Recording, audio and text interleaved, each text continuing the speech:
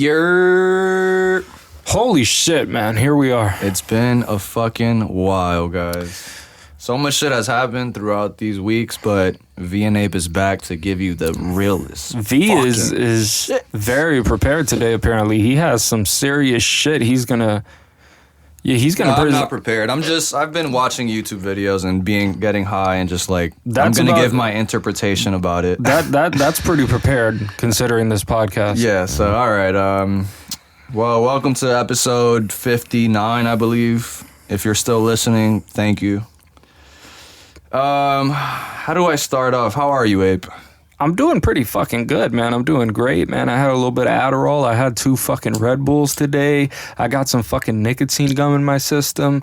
You're rolling up a blunt. We're here in a studio. It's fucking dim. We're talking shit. Let's go. What the fuck you got lit. for me? It's lit. Okay.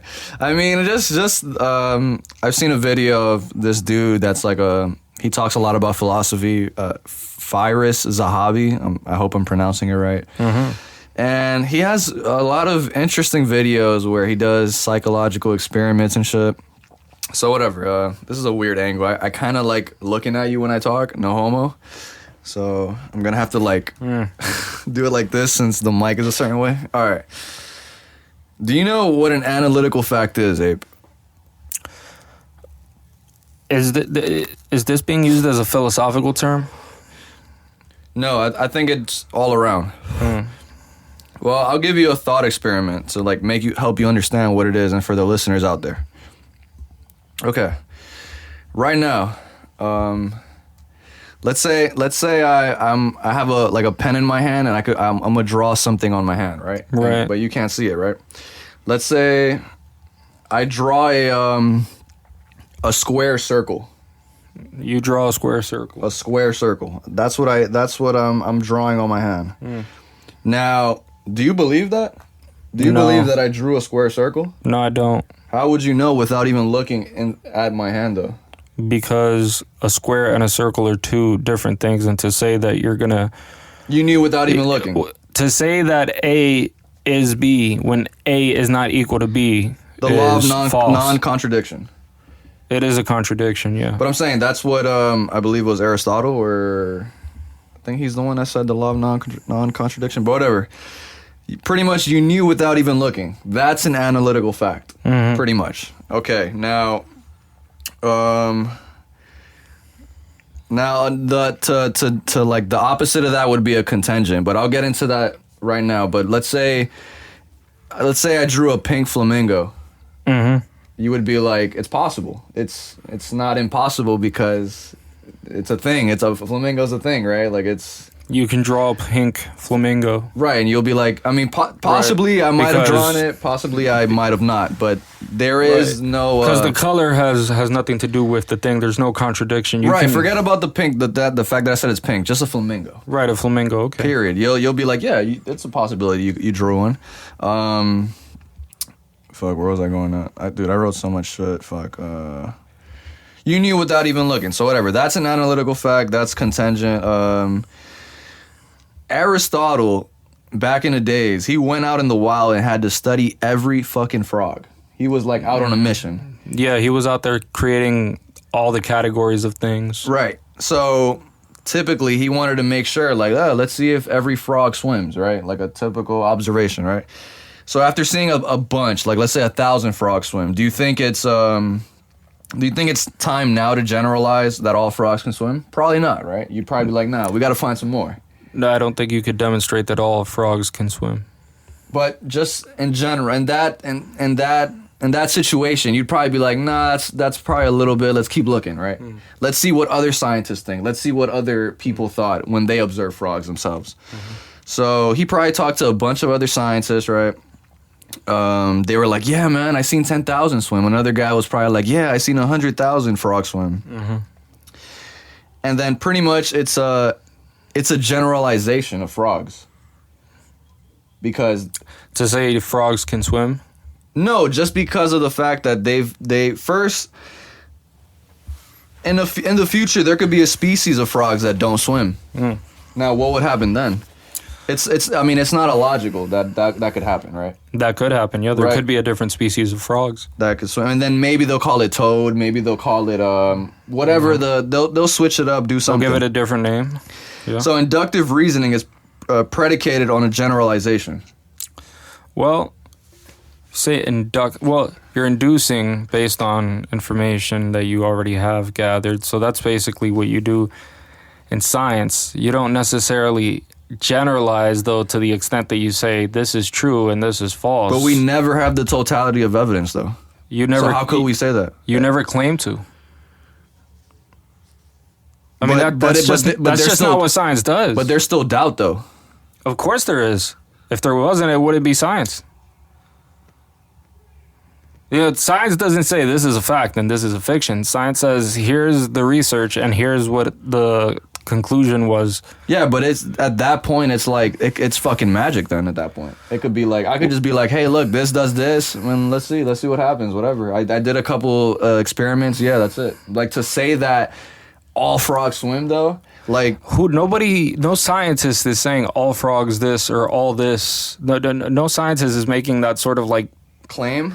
based ass claim I out don't- there. I would heavily disagree You're not with you. publishing research saying. So you're gonna say in books they don't say, hey, frogs can swim. They might say that Frogs this species of frog swims. I disagree with you. I think a lot of our. But that has nothing to do with, I mean, that doesn't exclude, for example, like the fact that they say that doesn't mean that they don't recognize, for example, there might be a frog that's born fucking retarded that can't swim. It has nothing to do with that. But to be certain that all frogs can swim, They're not. huh? They're not. I'm telling you. I disagree with you. I Why, would say why that- would you? Why, I would say that scientists do say, hey, frogs do swim. okay, show me the evidence for that. I mean, I can't right now at this moment, but Then what's the basis for that claim then? that is it really truth then? Well, what do you mean by truth? What do you? Is it really truth then? Because we Is say what all re- these things, we do all these things, and just because science is like science is the more respected versus philosophy is kind of like like it's like a little brush it to science, you know what I mean? So eventually, a point in life, science took off, and it became the factor that the human civilization uses. Like that's what we base everything off, Yes, right? we base our understanding of how the world works on that. Off science. We do, yeah. Now there's the science itself, and then there's like what people claim about the science. Like what? And those are two different things. I mean, you could have a doctor that says, you know, fucking. He could say like, oh, this vaccine, like universally, it's just going to cure this, whatever, because all the research says that it'll do that, right? He could say that. That doesn't mean that's what the scientific experiment said, right? I just think people's or my skepticism is just higher than, or like it's not, your everyday citizen is not like skeptic about shit like this when technically it's not a fact. It's not. You're saying, by the way, that scientists don't say none of these things are true. Like they just. No, I'm telling you that in scientific research, you're not going to make some universal claim to say this is true and this is false. That's just not how science works, because the entire premise of science is What do you mean, though? That's that any conclusion that you come up with in any experiment, no matter how many times it's been replicated, you know that if ever any experiment ever shows a contrary result to that, then that means that your conclusion in the past research might have been wrong. In other words, there's always the possibility that anything that has been discovered in science could So be science wrong. isn't logic. We can agree on that. What do you mean science isn't logic? It's like it's not logic then. Like we're not. We can't say it's knowledge. Well, what do you mean by knowledge? I mean, you have to have a definition for whatever it is that you're discussing. What do you mean by knowledge? What is knowledge? Because to me, knowledge, the idea is based on a certain criterion. For something to be knowledge, it cannot be belief. It cannot be belief. Yes. Like Islam. Sure. There has to be zero doubt, no other possibility at all. Oh, well, your ability to doubt something has nothing to do with whether or not it's knowledge. Okay, Let's say I would disagree because 2 + 2 = 4 is knowledge. No, that's logic, right? Like, because you can't doubt it. no, because you can't doubt it regardless. There is no. No, you could doubt it. I mean, you could doubt anything. Sure, your whatever. doubt has nothing to do with whether or not it's knowledge. Just all right. Forget I said doubt. Then just the fact zero other possibilities. Zero other possibilities. Yeah, like 2 + 2 = 4. Like there's like math is to the bone. There is no other. There's the idea that math is pretty much that. Yeah, in that sense that and what you have is like the you have these concepts, right, that are Math is gonna be here before we've ever lived and after we've ever lived. when you say math. Or let me say like a triangle, like three. It's it being a triangle. Like that's nobody's gonna disagree on that. That a triangle is a triangle? Yeah, you can't just be like, oh no, the 4 points is a triangle. That's not a triangle. I mean, you could agree on the definition of a triangle.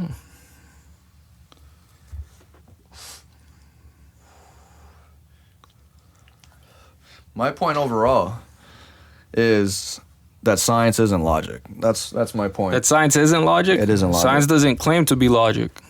I would disagree heavily on that. How can science claim to be logic? Science might use logic. It doesn't claim to be logic. Okay. And what about the idea that, well, this is just some other random shit in philosophy. The fact that, well, I think we've talked about this on another pod, like how math, like a lot of philosophers don't agree with math because you're not deducing any information from math. That you're not deducing? You're not deducing any information from math. How are you not deducing any information from Because, like, easiest equation, 1 + 1 = 2. Yeah. The answer was already there. How was the answer already there? Because it's in the question. Because it's equal? Huh? Because the equal sign? No, because it's like an easier way of summing up information. Philosophers would say, like, What philosopher would say that? there's a couple that disagree with math. I don't know off the top right now. You could look it up online. I've read some. I forgot who it was. It's some dude there. Those are some interesting folks. But like, yeah, bro, like the idea that like, How does math not deduce? because you're not, what information are you getting that wasn't already there? I'll put it like that. Yeah. You're getting whatever it is. Let's say you have a problem. What you're getting is a solution to a problem. And when you have an equal sign, you're just describing a problem and its solution mathematically. But you didn't deduce anything from that though. Yeah, you did. How though? You It was already there, though. deduced the final conclusion of the problem. But you didn't gather anything new. Yeah, you did. The solution? The solution is the outcome. In other words, if I gave you a big ass equation, right, all of that is a problem. That's something that has to be worked out, right? There's a lot of things that go on there, and that process leads to a final outcome. To say that like all of that work that's there, right, before it's been done is the same as the final outcome. I mean, that's like saying that like if I give you a shitload of bricks, right, and I show you a shitload of bricks and then I show you a house that's made with those types of bricks, it's like saying those are the same thing. It's like they're not. One of them requires the problem to be worked out and solved, and then the other one is the solution to that problem. I mean, you're not saying anything wrong, but I think I still stand on my point that like it was still there though. The answer was already there though. What do you mean it was already there? Like the fact 1 + 1 = 2. It's like what about it? It was there already in 1 + 1. I don't understand what you mean. Like, how do I describe this? You mean that the solution exists? Not that the solution exists. When you have an equal sign, you're saying that this thing... It's hard to debate as a philosopher. You're saying that one thing on one side is equal to something on the other side. I don't think any scientist disagrees with the idea that what's on this side is equal to what's on that side. Okay. It's just expressed differently. Now, when you apply all of that, it just so happens that shit works. Fucking airplanes fly. Right. Right? Fucking equipment works. Fucking internet and Wi-Fi works. Right? Yeah, but that's just Now, to say that, because the idea is this, right? If it wasn't that the mathematics, right? If it wasn't deducing anything. Sure. Right, I know you're gonna say it wouldn't deduce the solutions to problems. Well, it just so happens that all of the technological problems we solve require this math. Yeah, I get what you're trying to say. Like, And so without it, it really is like we're just fucking we're like beating off in the woods or some shit. Like, what are we doing? so, but you don't think that? I mean, it could be like I agree with you to some point, but at some point I do agree that science is the faith of the past, That of the future acting like the past. that the future is gonna act like the past. Can you agree to that though? Because that is technically true though. If you say the faith, if you say that it's the belief, You waking up every day. yeah, You have so much. you're talking about causality. Yeah. You're saying causality is the faith that's going to happen. Like the claim that the existence of the claim that cause and effect is a thing. Right. And that because cause and effect existed in the past, it will exist in the future. Right. And because we're humans, we're hardwired to sort of think that way, that like the past is going to be You wake used to up every predict day, the see future. the sunrise. You're gonna Right. think. Right. It's just Yeah, like yeah. you're not gonna Right. You're certain that it's gonna rise. Now, Tomorrow. you could do that with any claim, though, not just any scientific. Like, you could do that with anything and just arrive at the conclusion that zero things are predictable at any moment and that there's no knowledge that we could ever have, because whatever knowledge you had that you thought you had in the past, in the future, it could be completely different. You could be in a completely different universe with different laws of physics and all that shit, and all of it would change. It's just technically there's always the possibility of something else happening. Yeah, there is. And there's no solution to that we've come up with. Like I don't think scientists dispute that. Now, I was gonna say, the reason I bring that up, all this philosophical thoughts and shit. I did watch a video with Neil deGrasse Tyson versus some philosopher guy, and Neil's point overall was saying like, and let me see he was saying like along the lines. Well, for one, he was just saying I'm a scientist. Like, this is what I practice. Like, Okay, that's a shit argument on his part. but he did say more. But I'll bring up something that he did say that was You think if we were distracted by questions of philosophers over the past century, none of what we know of the universe would be known today? No, I think a lot of those questions, they're not really distractions.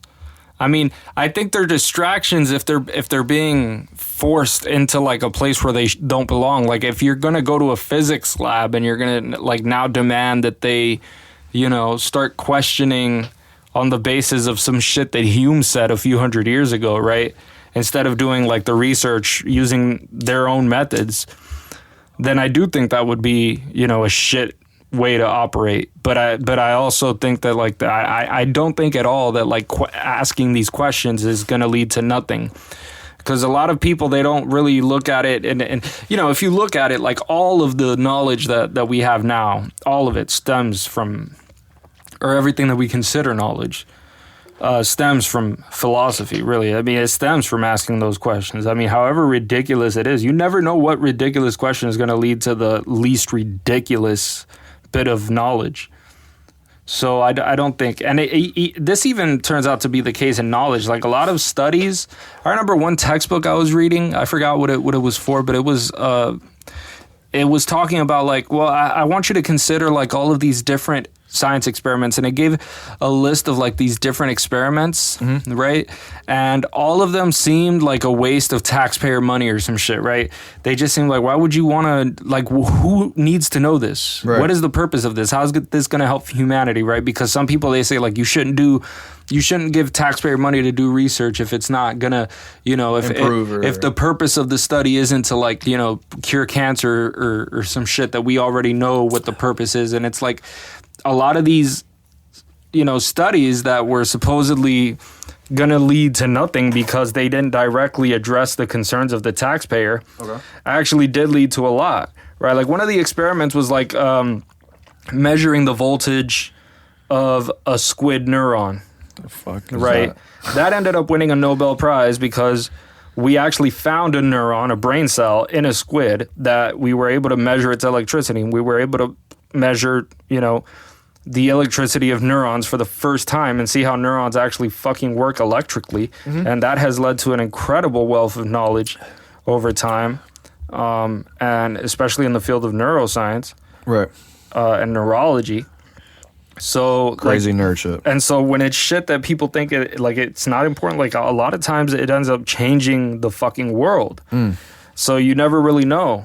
Those were one of Neil's questions to the dude, because he was asking him like a lot of pretty much the shit I'm saying, but not to. He was like, he definitely knows a lot what he's talking about. I gotta like send you the video and shit. But he was pretty much like, dude, I'm a fucking. This is what I do, like. And the philosopher guy, I think his name was Kurt, he was saying like eventually it got to a point in like human civilization where it was just like shut up and calculate, like the physics, where that was kind of the mentality they had against like philosophers. And they kind of just separated. I forgot when it was, but like I forgot when that was in time. I mean, I think since the time of like Galileo, you started seeing like the empirical view take a strong foothold, and then definitely by the time Newton came along with the Principia, we went from, physics being some shit in philosophy that people speculate about to it being science. Right. And branched the fuck off. And then you come with guys like Darwin. Right. And it just took off from there. Science became its own fucking thing. It was no longer philosophy. Damn. And they're two different things. And they should be considered two different things. It's not like one has to destroy the other unless it shows that the other is useless. Can you tell me a belief that you have? A belief that I have? Yeah. I believe that I'm alive. That was probably the best one you can say. Do you, if you throw a water balloon at me and will I get wet? Is that a belief? Not necessarily. What if the balloon doesn't break? Touche.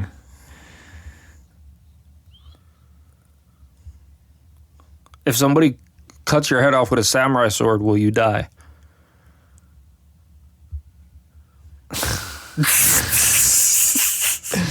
I mean, like, does he cut the whole thing off? Yeah, he just cuts it off. No, I said cut it off. He gets the whole thing off. It's off.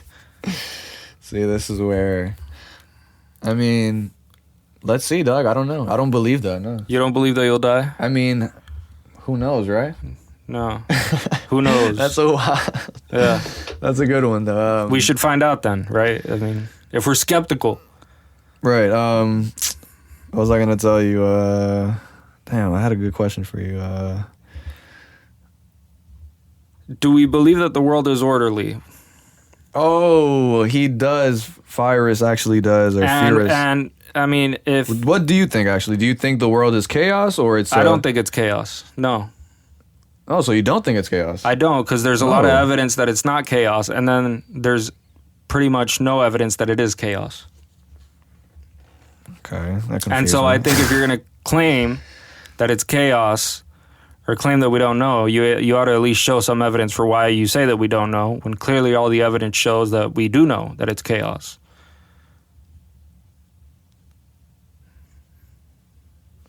So I think the onus of evidence is on whoever presents a claim. And if I present the claim that it's not just chaos, and I back it up by the 14.7 billion years of the universe's existence, okay, in accordance with laws of physics, and then without there being any variable that shows that those laws of physics are just going to magically stop working, well, I think the onus, the evidence should be presented by the other guy as to why he thinks that any change as an atheist is reasonable. As an atheist, do you use the same skepticism that you have in God to science?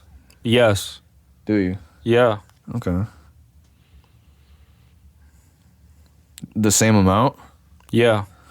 Okay. I don't think you do. Why? Because then science would be that would ruin your science argument for anything. Why? Because it's not. I mean, it's tough to say because I love the wittiness of philosophers and this whole like. Yeah, because the one person could try to like stand up here and say like, well, the atheists like they actually believe, that the laws of physics work this way and they trust their experience. But who's to say that their experience is right, Like, why couldn't there be, like, some magical alien controlling your brain or some shit? And I'm like, if you want to think like a paranoid schizophrenic, feel free, go ahead. But there's no reason to believe that. I mean, do you have any good logical reason that the sun will rise up tomorrow? Yeah. What is it? The laws of physics. Come on, dude. I don't think that's not logical, though. Yes, it is. How is it logical? It's consistent. It works. There's evidence that shows a cause and effect relationship, and it's just patterns. Patterns. No, it's not just patterns. How is it not just patterns? It's just something that it's not just patterns. This is this is the illusion. Why would you say that? This is the illusion, right? When there's variables, right, that you can show that one is causing the other. Okay. Right.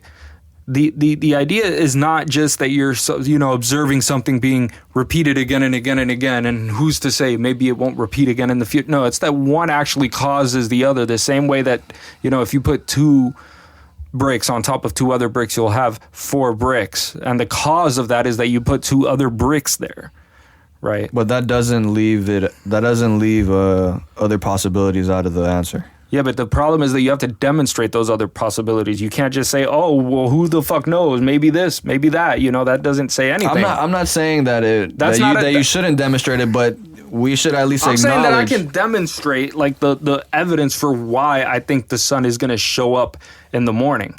But the person who's claiming to be a skeptic and saying maybe this, maybe that, can't demonstrate shit. They can only say, "Well, maybe this, maybe that." And so they can't back anything up. They can just make little sci-fi scenarios about maybe this, maybe that, on the basis of jack shit. I think it's a good argument though. I think like technically they're right though, bro. Like there's always gonna be the possibility of something changing in the future. Again, let me just tell you what I mean. What if I were to tell you, right, that the truth is that nobody exists except you and an alien that's controlling absolutely everything that you experience. Alien simulation? That'd be dope. Right. Now, how do you know that's not the case? I see where you're going with this. And the problem with this is that you could use any situation. Is that you can make up all kinds of ridiculous shit and then ask somebody. You can't prove a negative, right? I see what you mean. It's the Santa Claus scenario, right? You can't prove that Santa Claus. How do you know it's not Santa Claus that bought the presents? How do you know it was your parents, really? Right. Prove to me that Santa Claus doesn't exist. Prove to me that God doesn't exist. I think when philosophers do all this, I think they just want to make sure that it's hard objectivity. Now, I could be misinterpreting what it is that you're getting at. So let me listen. For the record, guys, I am not a philosopher. I am super high, so sorry if I'm butchering shit. No, you're doing fucking great. I'm just saying. You're doing great, because now I'm going to try to flip the script on myself. Okay. Now I'm going to try to shit on my... Yeah, I'm a bad debater, so go ahead. No, you're not a bad debater, because we're getting somewhere now. We're getting somewhere. Okay, and the place is called nowhere. Okay. Now, here's the deal, right? So, on the other hand, if I wanted to, try to shit on all the science thing, you could try to go back to, like, the first principles, right? So, like, you are having this experience of being alive, and you have all this sensory information, and you sort of trust the sensory information because it's consistent, it's always been there. Right. And there's this thing called science where you can observe the natural world and basically use logic, mathematics, and an observation to sort of come to an understanding about what the hell you observed. Right. Right. So that exists.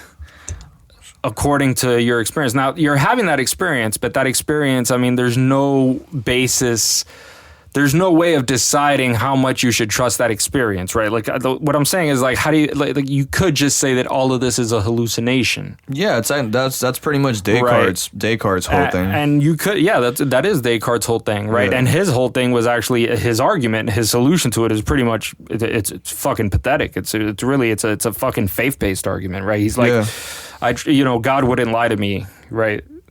That was what he said. No way, that for real? That was what he said, yeah. Oh shit, I didn't know that. Right. And so, but basically it's like, so how do you know that you can trust your experience, and how can you demonstrate that your sensory experience is actually accurate or even not just accurate, but that it shows anything about an external world? How do you know it's not just this internal consciousness? How do you know it's not just like you're dreaming? Right. How do you know that? And the truth is, you don't. You don't know. You don't know that, right? There's no way for you to demonstrate that to yourself that we know of, because any demonstration is going to rely on the use of those senses to try to demonstrate itself, right? Mm-hmm. So it's like, it would be a circular reasoning, right? If I show you a brain scan of yourself, like, it would just not show you anything about you, right? It would show you empirically, it would show you scientifically, but it wouldn't show you in that sense of you actually knowing, right, that this external reality is something that's actually out there, that you're actually capturing something outside of yourself. And the truth is, there is no way that we have of knowing that. But we act as if the world that we live in is real, because it's the only experience that we have is our experience. And there's nothing else to work with. And so anything else that you want to try to justify or work with or speculate about has to be, at least demonstrated to be as useful a way to spend your time as the experience that you actually have. Sure. So is there anything else? You don't think everything is pretty much just based on faith? I think everybody has faith to a degree in certain things. Right? You could say that about a lot of things. I mean, that's a typical... I would say there's degrees of certainty. And then whatever isn't met by that degree of certainty, the rest is fulfilled by faith. You cannot deduce that fire burns until you've been burnt by fire. Why? Because you didn't have an experience with it. You don't have no history with fire. But why do you need the experience? You're saying people without the experience can know that? Yes. Yeah, but it's based off other people's history and experience. Not necessarily, no. How debate that? You don't have to. So, for example, I think you're actually wrong on that. Well, if you know some basic chemistry and physics, you could absolutely deduce it. But that's still, you're still trusting it off someone else, Ray. You're still having faith in somebody else saying. No, you could actually reproduce for yourself, figure out. How am I wrong in that statement that I just said? Well, you actually can check. To see if science works. I mean, you don't necessarily have to go out there and fucking buy a fucking $1 trillion telescope and shit. But what did you have with it? You still had a history. You had a history with it, though. If you have a body, right, and you understand that the cells are going at a certain temperature, if you understand basic ass chemistry, you don't. What's up, man? You're not gonna need, right, to fucking burn yourself or see somebody else get burned to understand that. If you understand chemistry, you don't need that. If you understand I get what you're saying. If you understand chemical reactions, I get what you're saying, but you're still ignoring the fact that you're learning off somebody. You're what does that have to do with it? Because you're still pretty much having faith in what somebody else is telling you. It's all right. Let's say you did empiricism. Let's say you did burn your hand. Does that demonstrate to you that if you touch fire, you're gonna burn yourself? I mean, from the history that you've had with it, yes. No. How not? Because according to your own fucking system, whatever it is that you have out there in the system, right, is not to be trusted.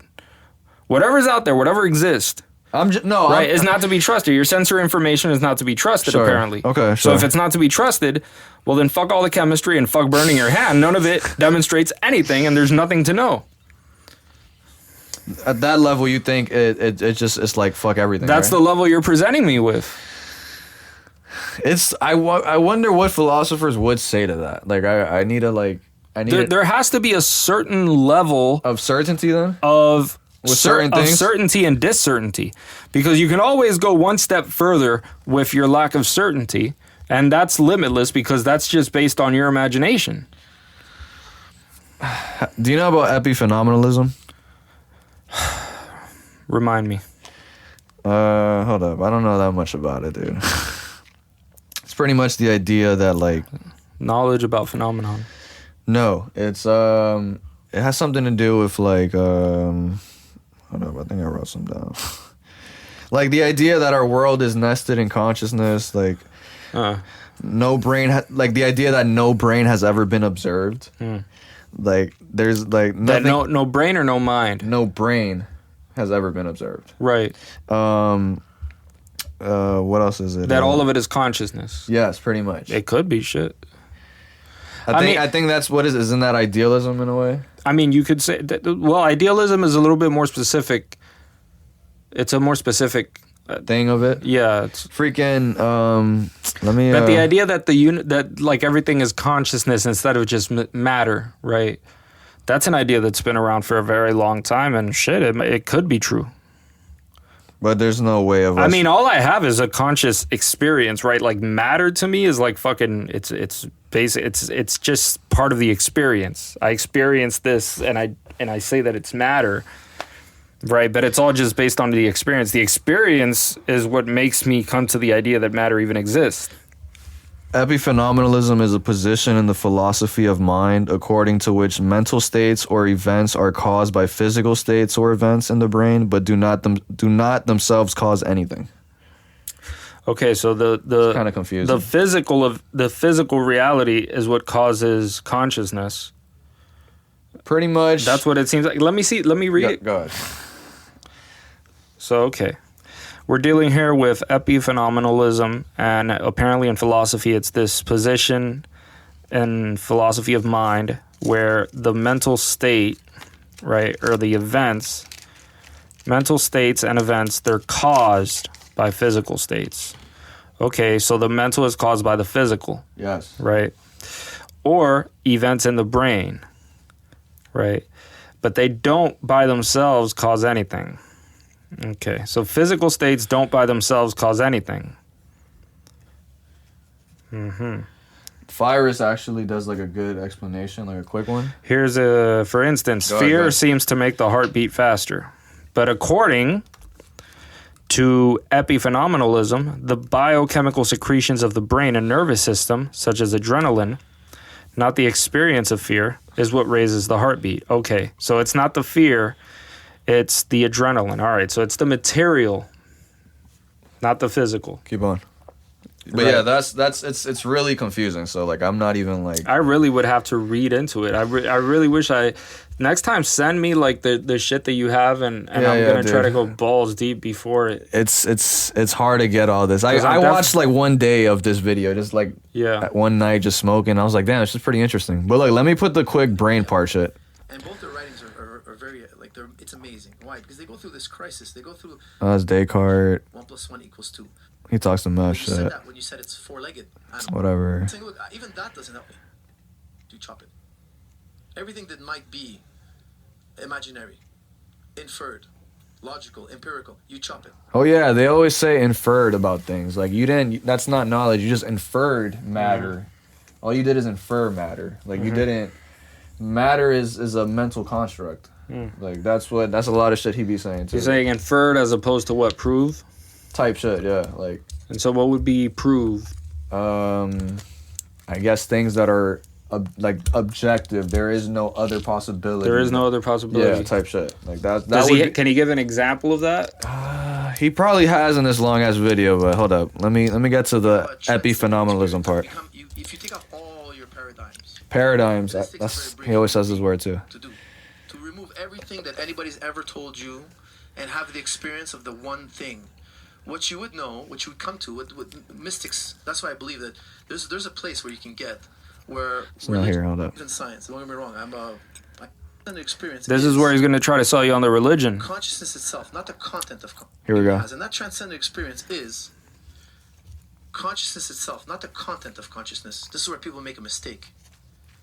Consciousness itself, reality, your world is nested in consciousness. People think consciousness is within my brain. It's No, the opposite. your brain. Your brain, your body, yourself is in consciousness. And when we get to this point, then all our paradoxes disappear. There's no more paradoxes, logical paradoxes. Maybe if we have time, we can talk about logical paradoxes. They never end. But when we understand that our world is nested in consciousness, there's nothing happening in the world around you that's outside of your consciousness. It's only outside of your ego. The thing you associate with Joe Rogan is also happening inside your consciousness. Your brain is within consciousness. No brain has ever been observed outside of consciousness.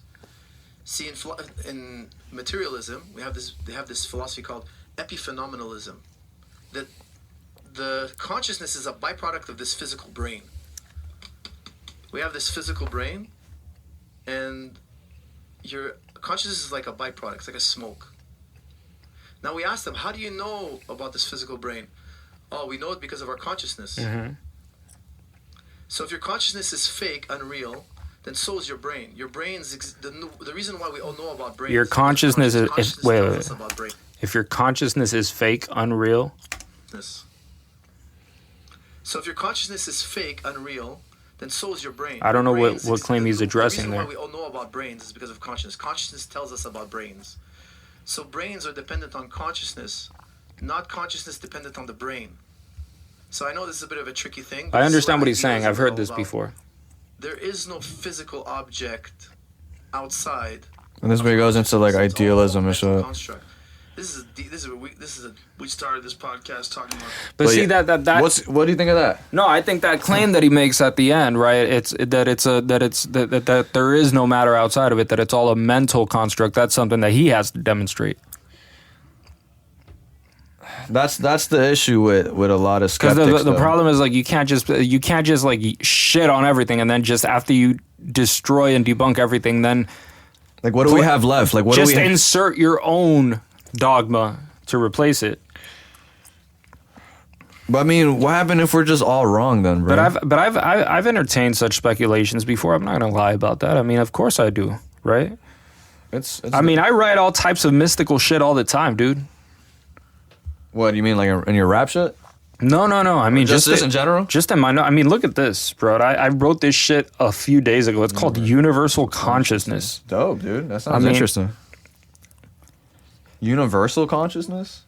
Those who know the difference between good and evil and have worked to act and think in accordance with the good lack the following traits: cowardice, jealousy, pride, depression, hatred, desire for externals, and aversion for externals. The man who realizes the fraction of God that he is no longer limited to the role of an observer of his own life. He is the main character, and every other character is also him when the time comes. The universe is, to you, everything your mind does and the sensory information it receives. Were you to perceive God, you could only perceive him through yourself. There is nowhere else for you to perceive him from. You don't perceive anything outside of your senses and mind. This is the mystery that has been hidden from man forever.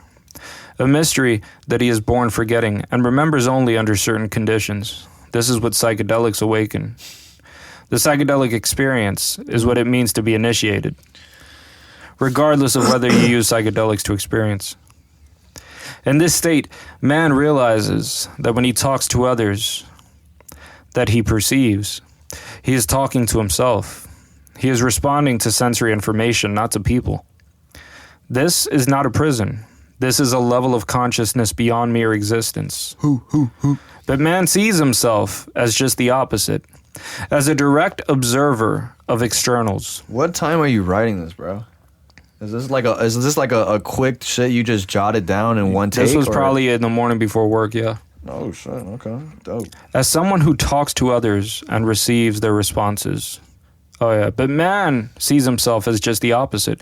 As a direct observer of externals, as someone who talks to others and receives their responses, as though he were not engaging in discourse with sensory information, as though he were not everything he knows.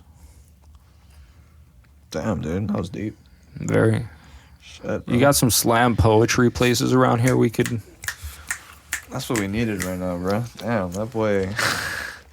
I don't even know how I'm gonna top that. No homo, but Oh, dude, you were just speaking about. It just reminded me, dude. I took some psilocybin chocolates, Yeah. and I took it with my guy Ron. Yeah. Shout out to Ron, by the way. Shout out Ron, for real. He's probably listening, so shout out to you, Ron. What was I gonna say? Oh yeah, yeah, dude. One of these days, my man Ron pulled up with some psilocybin shit, chocolates, and Yeah. it was cut into like these small ass square pieces. Mm-hmm. And I actually have a picture that I sent to you on Twitter Yeah, I got it. that it shows you like the dose level and shit. Like, hold up, I got you.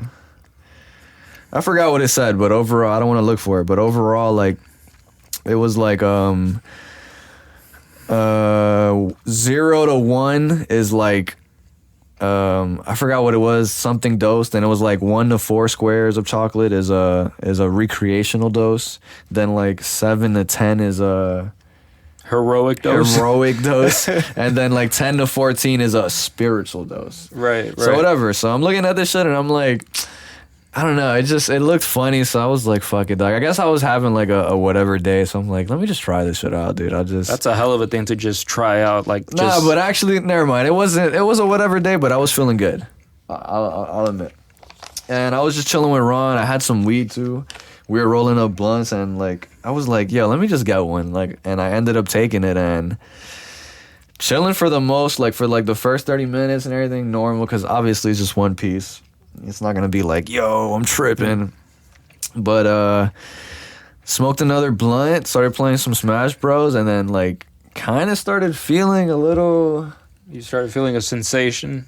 Dude, the whole time, like probably like in the first hour after that, and after like the second blunt I smoked, like I started feeling like my back. Yeah. Like I don't even know how to describe it. Yeah. Like I just felt my body. It was like an energy.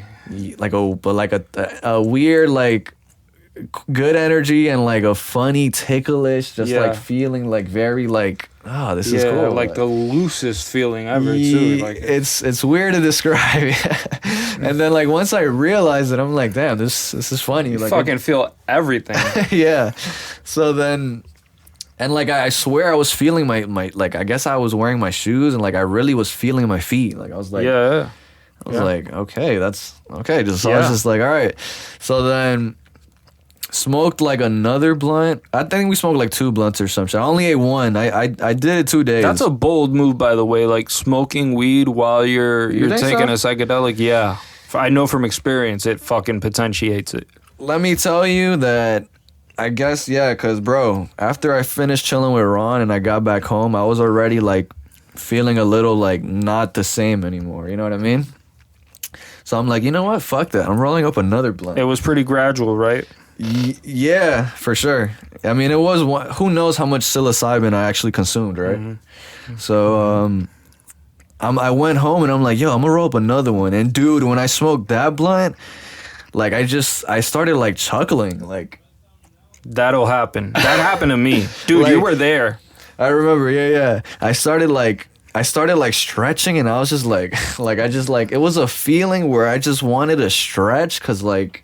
Yeah, it was. I understand, and it's like it's a very loose feeling. It's like and when you take, did you take a deep breath? Oh yeah, those are fucking life changing. Dude, I was just feeling so good. Yeah, like it was like I can tell because I don't like. So the bodily sensations that you get there, amazing. That's pretty much what. That's what a good dose of like Molly will do to you. Damn, for real? Yeah. Dude, it's pretty cold in here, by the way. Fuck. Anyways, yeah. So what ended up? So whatever, like I said, What was at the peak? What was like 2.5 hours after it kicked in? Nah, that was the most I felt was playing Smash, and like when I got up from smoking the second blunt. Did you have any mental effects, like any thoughts, changes in the way that you were thinking? Honestly, the way that your thoughts were organized. Honestly, me and Ron were just playing Smash Bros, and I swear at one point I thought the stage was moving. Yeah. But like I know I wasn't tripping. I was like, nah, it's not moving. Were the lights off? We were in a car. Did you close your eyes at any point and like see? I didn't see anything. I did close my eyes. But I remember now, dude. My eyes were like super wide.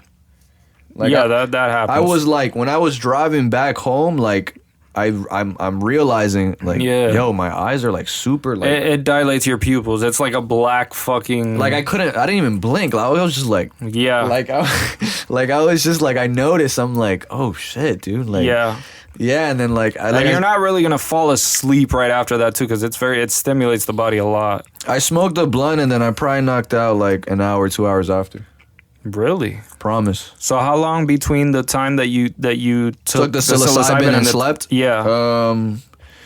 I chilled with Ron pretty early, bro. So if it was 5 hours or less, I'm fucking surprised. I chilled with Ron like at 10:30 p.m. I took it around that time, and then I got home late as fuck, probably like at 4, and I probably slept like at 5 or some shit, 5 in the morning. Oh, okay, so 7 hours more or less. Yeah, or maybe 6, like around there. Okay, because it does. Remember, I only took one small chocolate piece. Who knows how much psilocybin? And a lot of weed. For real, weed enhanced the shit out of it. Like, no, there's no doubt about that.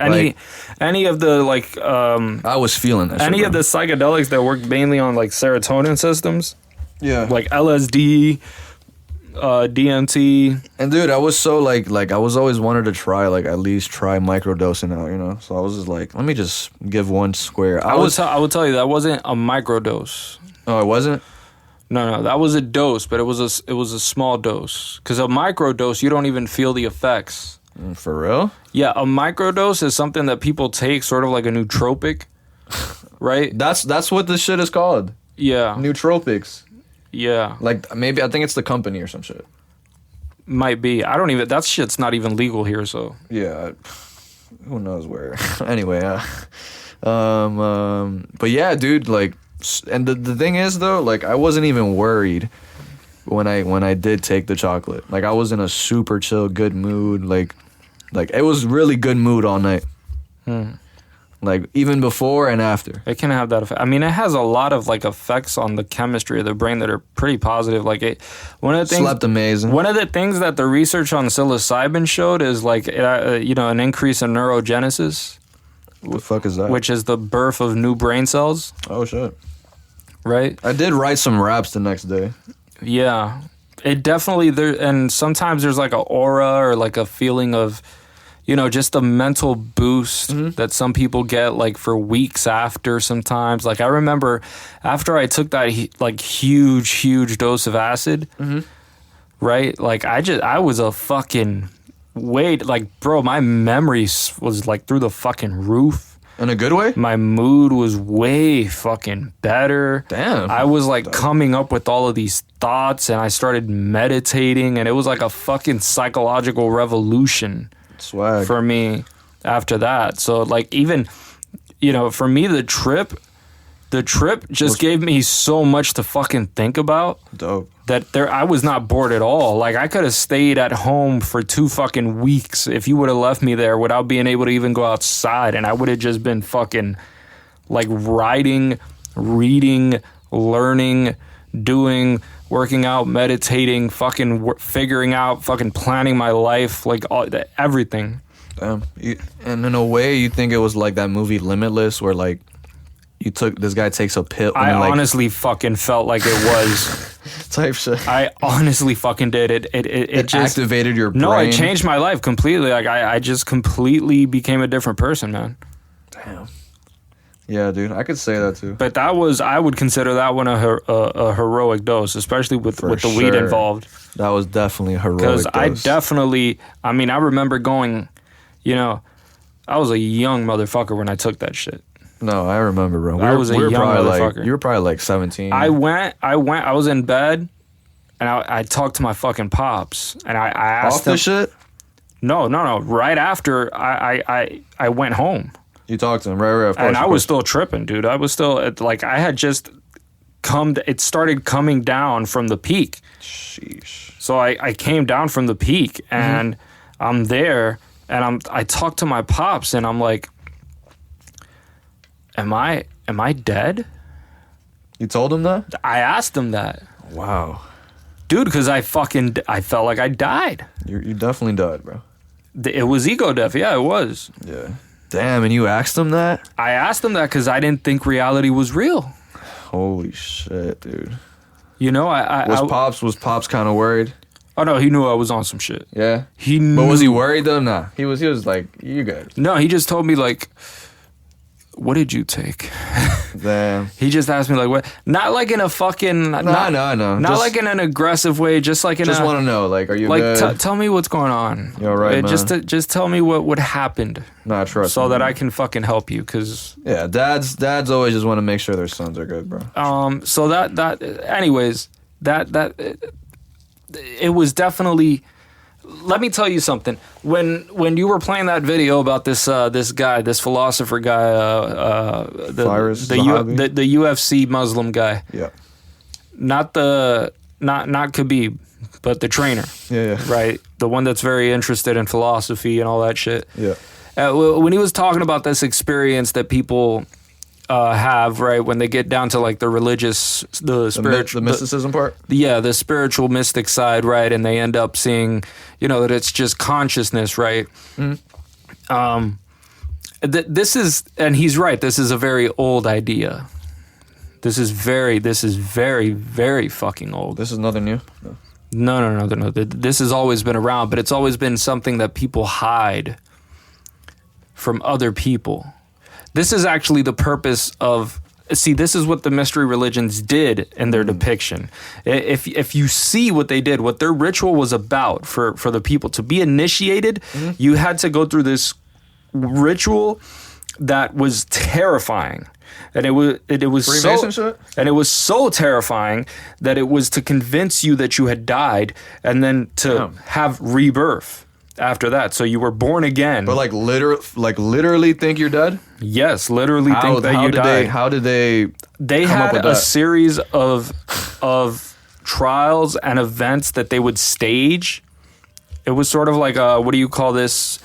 You know how you go to like a haunted house or some shit like that, right? Like one of those things. Sure. Right. It was a very intense ritual that they had that nobody spoke of because you would either be excommunicated or killed. Right. Nobody dared to talk about this, and everybody respected it at the time, and nobody wanted to profane it.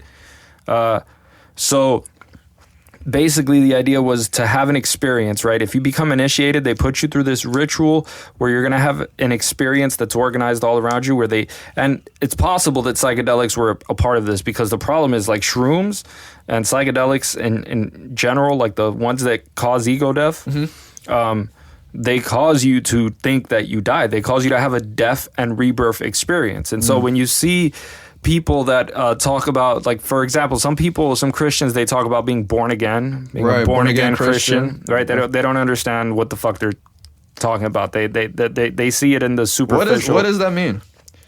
The idea is that you're born. The traditional Christian, the regular Christians, they'll tell you something like, being born again means that you're born as that you're baptized and that you're born again. You're now born as a son of God. Gotcha. Right, you're the son of you're actually, You're saying that current generation you accept Jesus as your Lord and Savior. Right. Versus like your actual birth date, like type shit. Right. But you're saying that the current generation has a different meaning of this? No. I'm saying that like the regular Christians, they think that that's what it's about. Oh, okay, gotcha. That's not what it's about. So that's not what it's about. That's not what it's about. What is it about? The people that wrote the Bible were fucking mystics. The Hebrews were mystics. Every single fucking religion has an element of mysticism behind it. It's always been that way. It's always existed. Right? When you see what it is that they're talking about with the symbology, with the numerical symbology especially, And since it was written, for example, the Old Testament written in Hebrew, New Testament was written in Greek.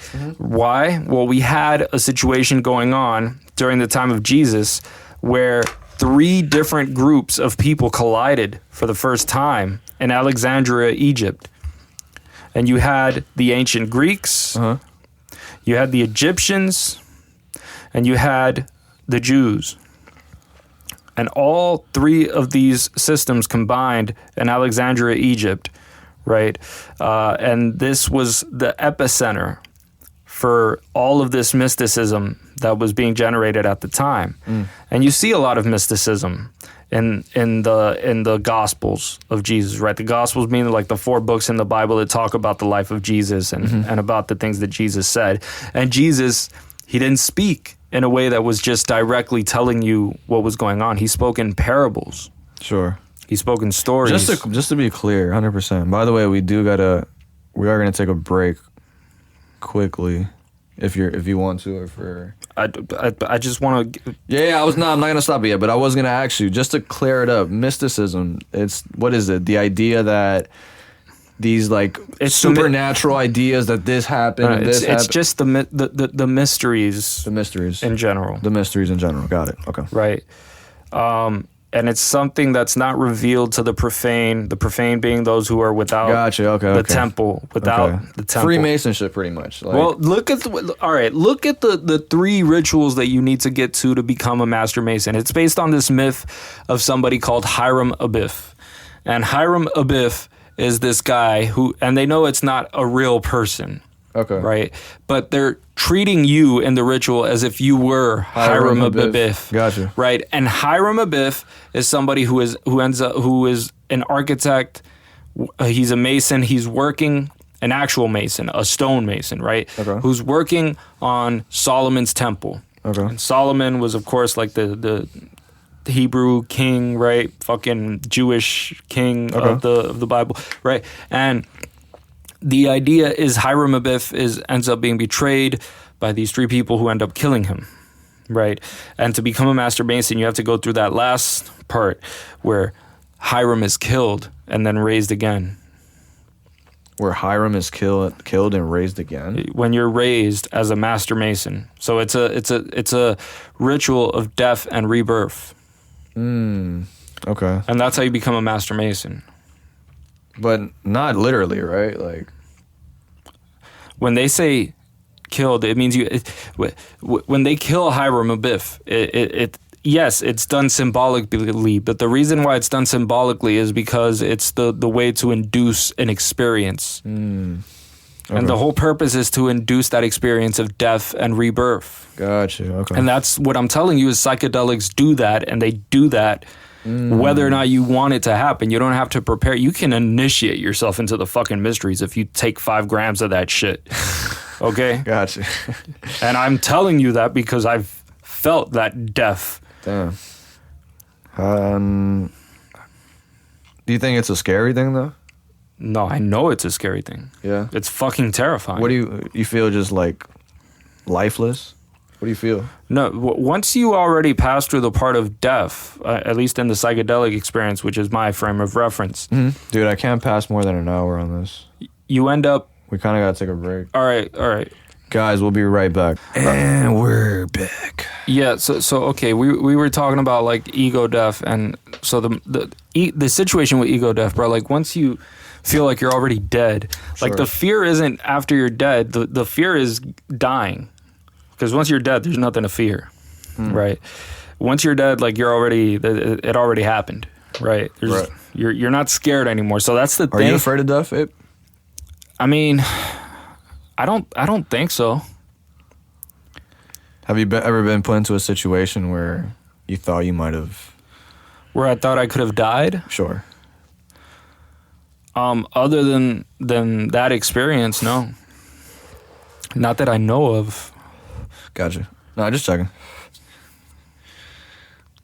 It's a good question to ask. I don't know. Yeah. No, I don't think I've ever been, like, I've never had a gun to my face or any shit like that. Some people are afraid of death. I'm just asking.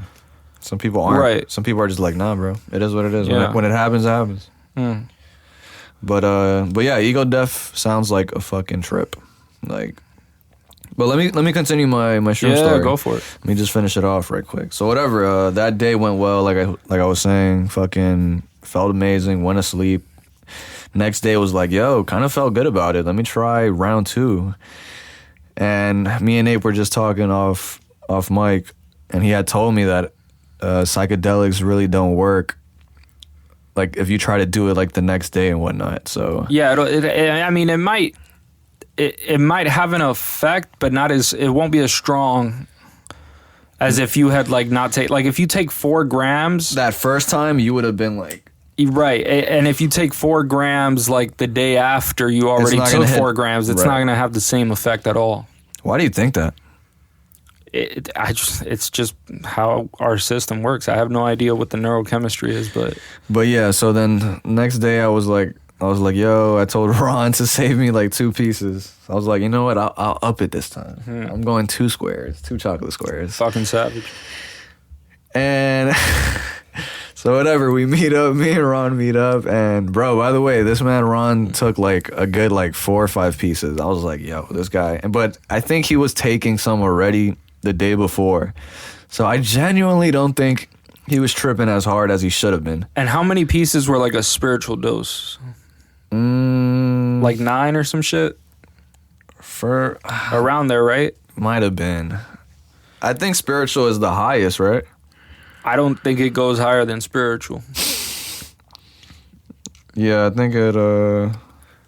That's as high as it can get. Folks, we'll probably put that as the cover art for this. You know episode. how like in psychedelics, like the experience people have is like everything becomes a unified consciousness and everything is God and you're God and all that shit. And they look at the brains of people while they're tripping heavy on psychedelics and shit. Yeah. And you see something that connects with that so well.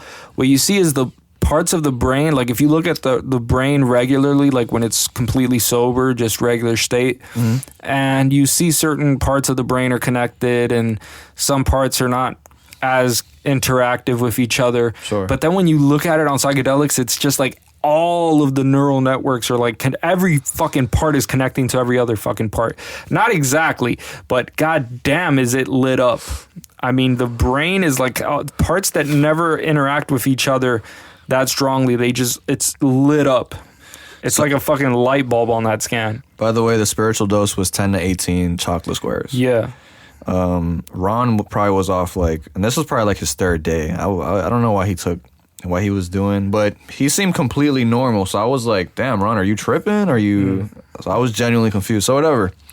Ron's like, yo, take the 2 squares. And I'm like, fuck it, sure, whatever. I took the first one a couple hours, or like maybe like an hour, 2 hours before I took the second one. And then I took the second one, and bro, I swear to God, I started getting nervous as hell. I kid you not, dog. Like I started like, not panicking, but like I was like a little, Right. I was a little nervous. Like, damn, I just took a second one. Yeah. Like, so I swear to God, bro, I told Ron, let's go to my crib. Yeah. Just for like safety reasons.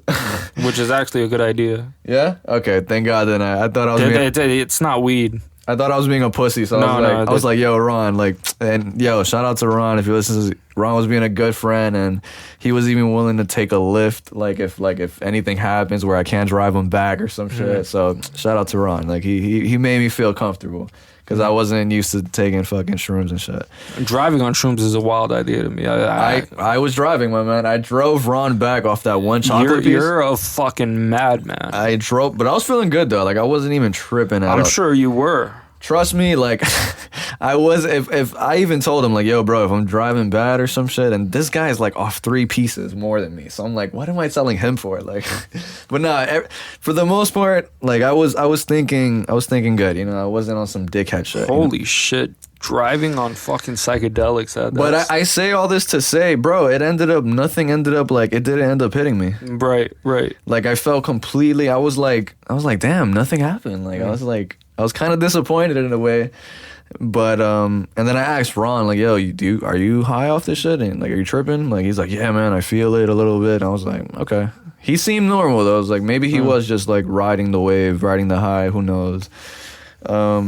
But yeah, and then after that, I just ended up taking Ron back home, and I was like, "Yo, good looks, man. Thanks for looking out for me." And I went home. Bro, that's how I know that like psychedelics, like the shit about psychedelics that's really fucks with people, the shit that really makes it like a fucking spiritual experience and shit. Yeah. It's not the hallucinations or the body feelings or any of that shit. And the reason I know that is because like I remember taking like 2CI or 2CB, I forgot which one it was. Mm-hmm. And that's a psychedelic, but it's a different type of psychedelic. It's a psychedelic that it gives you like a bodily sensation, and it also gives you hallucinations, and it also lasts 12 hours like LSD, or around there, about 8-12 hours more or less. Yeah, around the same. When did you take this? This was a lot of years ago, but basically I got that experience where it's like a shitload of hallucination. I'm like, yeah, I'm definitely hallucinating right now. And did it feel as good?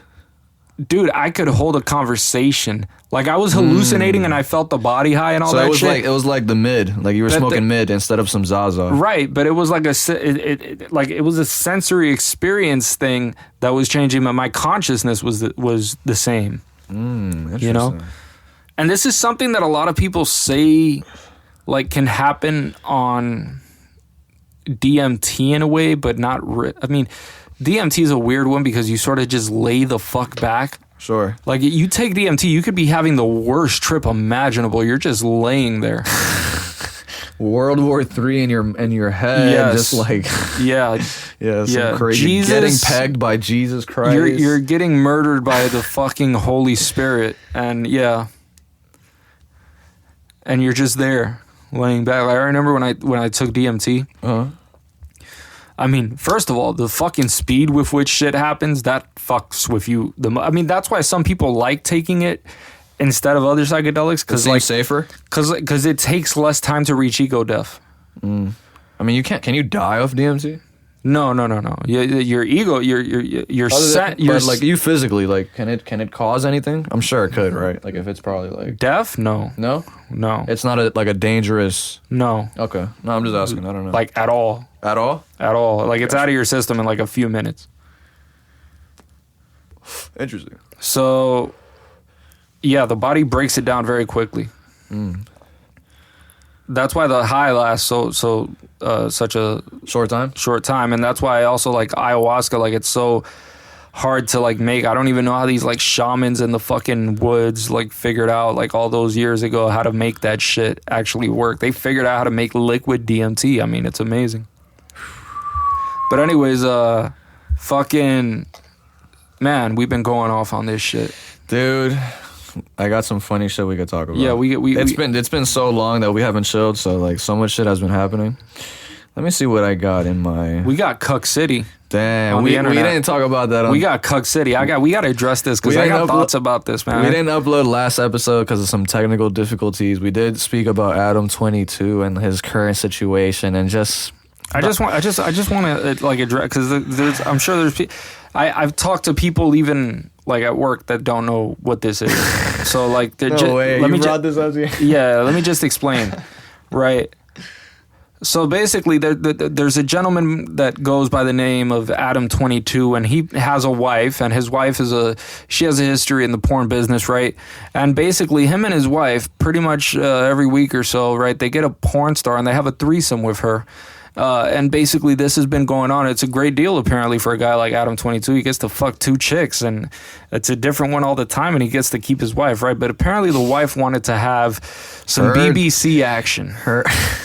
Yeah, she wanted her time now. She wanted she wanted another cock, right? And so she decided, I'm going to make a fucking porno. And she went out and she made a fucking porno, and she picked, out of everything she picked the guy that had a fucking whale dick. I mean, she picked a man that was hung like a fucking moose. All right. This first of all, if this guy hits you with an erect, you will fucking pass out. Hey, yo. All right. Wild. That was, this that was dude a wild statement. This dude is packing equipment the likes of which are unmistakably. You know what's the craziest shit about all that, bro? He cream pied in her. He cream pied in her. And after he cream pied in her, she fucking ate it up. This is TMI, dog. Yeah, that's what happened. So anyways, after that, right? After that, everybody on the internet started going after this Adam 22 guy because, you know, he let his wife get pounded by another guy so publicly, so vividly, right? And, you know, everybody was talking about, like, dude, you're a cuck, you're this, you're that. You know, everybody was just shitting on him all over the left and right. And even on his own podcast, like, his guest started bringing it up, like, hey, man, like, what are you feeling about this? Like, some dude He's just been fucking joining your in wife. on the jokes. He's been posting memes about himself. I even saw a guy that was saying, like, once you go black, you never go back on his own podcast. Like, he was telling him, like, you know what they say, man, you know, right? Like, and he's given this idea that he's not, you know, he's not bothered by it, right? That's what he claims, right? Yeah. That he's not bothered by it. Like, this is just like, it's fucking business or whatever. Sure. And, you know, he doesn't, you know, he's okay with it. This is the type of relationship that he has, and everybody's just being an insecure bitch. They're like projecting their own insecurities about how they would feel in that situation. And I don't know how he honestly feels about it. I don't. I mean, he could only, I mean, he can't lie to himself, but. Right, so again, we're not mind readers. We can't exactly. say, but just to say, like, on general principle, like, there's very few men that would feel okay in that situation. I actually respect him, like how Tate said, like, for the fact that he actually, like, mans up to it and is just like, you know what, it is what it is, bro. Like, you know, so I respect him for that part only. Listen, I gotta give a man respect if he's that willing to, like, just be like, you know what, it's his own situation. I can't say that he should or shouldn't have done it, because when he entered his relationship, he had already had a situation where they were having fucking other threesomes. chicks. Right. Yeah. And so I don't know what the dialogue is like between them. Fucking people want to speculate and say this shit and that shit. If I had to guess about whether or not he feels like They're on that swinger vibe, bro. Yeah, but if I had to guess about whether or not he actually feels bothered by it, I would probably say yes. I mean, you know why though? Because it's out on the internet. I feel like that's the part that fucks with it, because I don't know how much pushback he expected from it relative to what he get. I feel like it's more the people, right? The people fucking with you has more to do with it than what actually happened. Right. I think that might get to... It's him reacting to all that. It's like, yeah, because I feel like the reactions that people make to something can sort of give an idea of what how you truly feel, of how they might be feeling. You know, yeah, it can also be misleading. People could just lie too, Ape. They could also be misleading. Yeah, he could be trolling. He could be, yeah, but you know, a lot of people also troll out of insecurity. True. So again, we're not mind readers, but I'm speculating that he probably does feel if you're a betting man, you're like, yeah, he feels away. He feels away about it. Yeah, I would say he is. Yeah. People are fucking brutal in the comment section on Twitter. Bro, They're fucking saying shit like he posted like this shit about him lifting weights or some shit. Oh yeah, like how to true man, like this and that. And people were commenting. They were like, "This is a bruised man, right?" That brother is hurt. This man is down bad. That dude, damn, I'm down bad. I'm down bad. Damn, dude, like he is kind of down bad off that. I mean, damn, bro, it's kind of like. But the situation got weirder when the BBC, when the porn star, do we gotta categorize him as such? Can we tell him? Can we call him by his name? Whale Dick.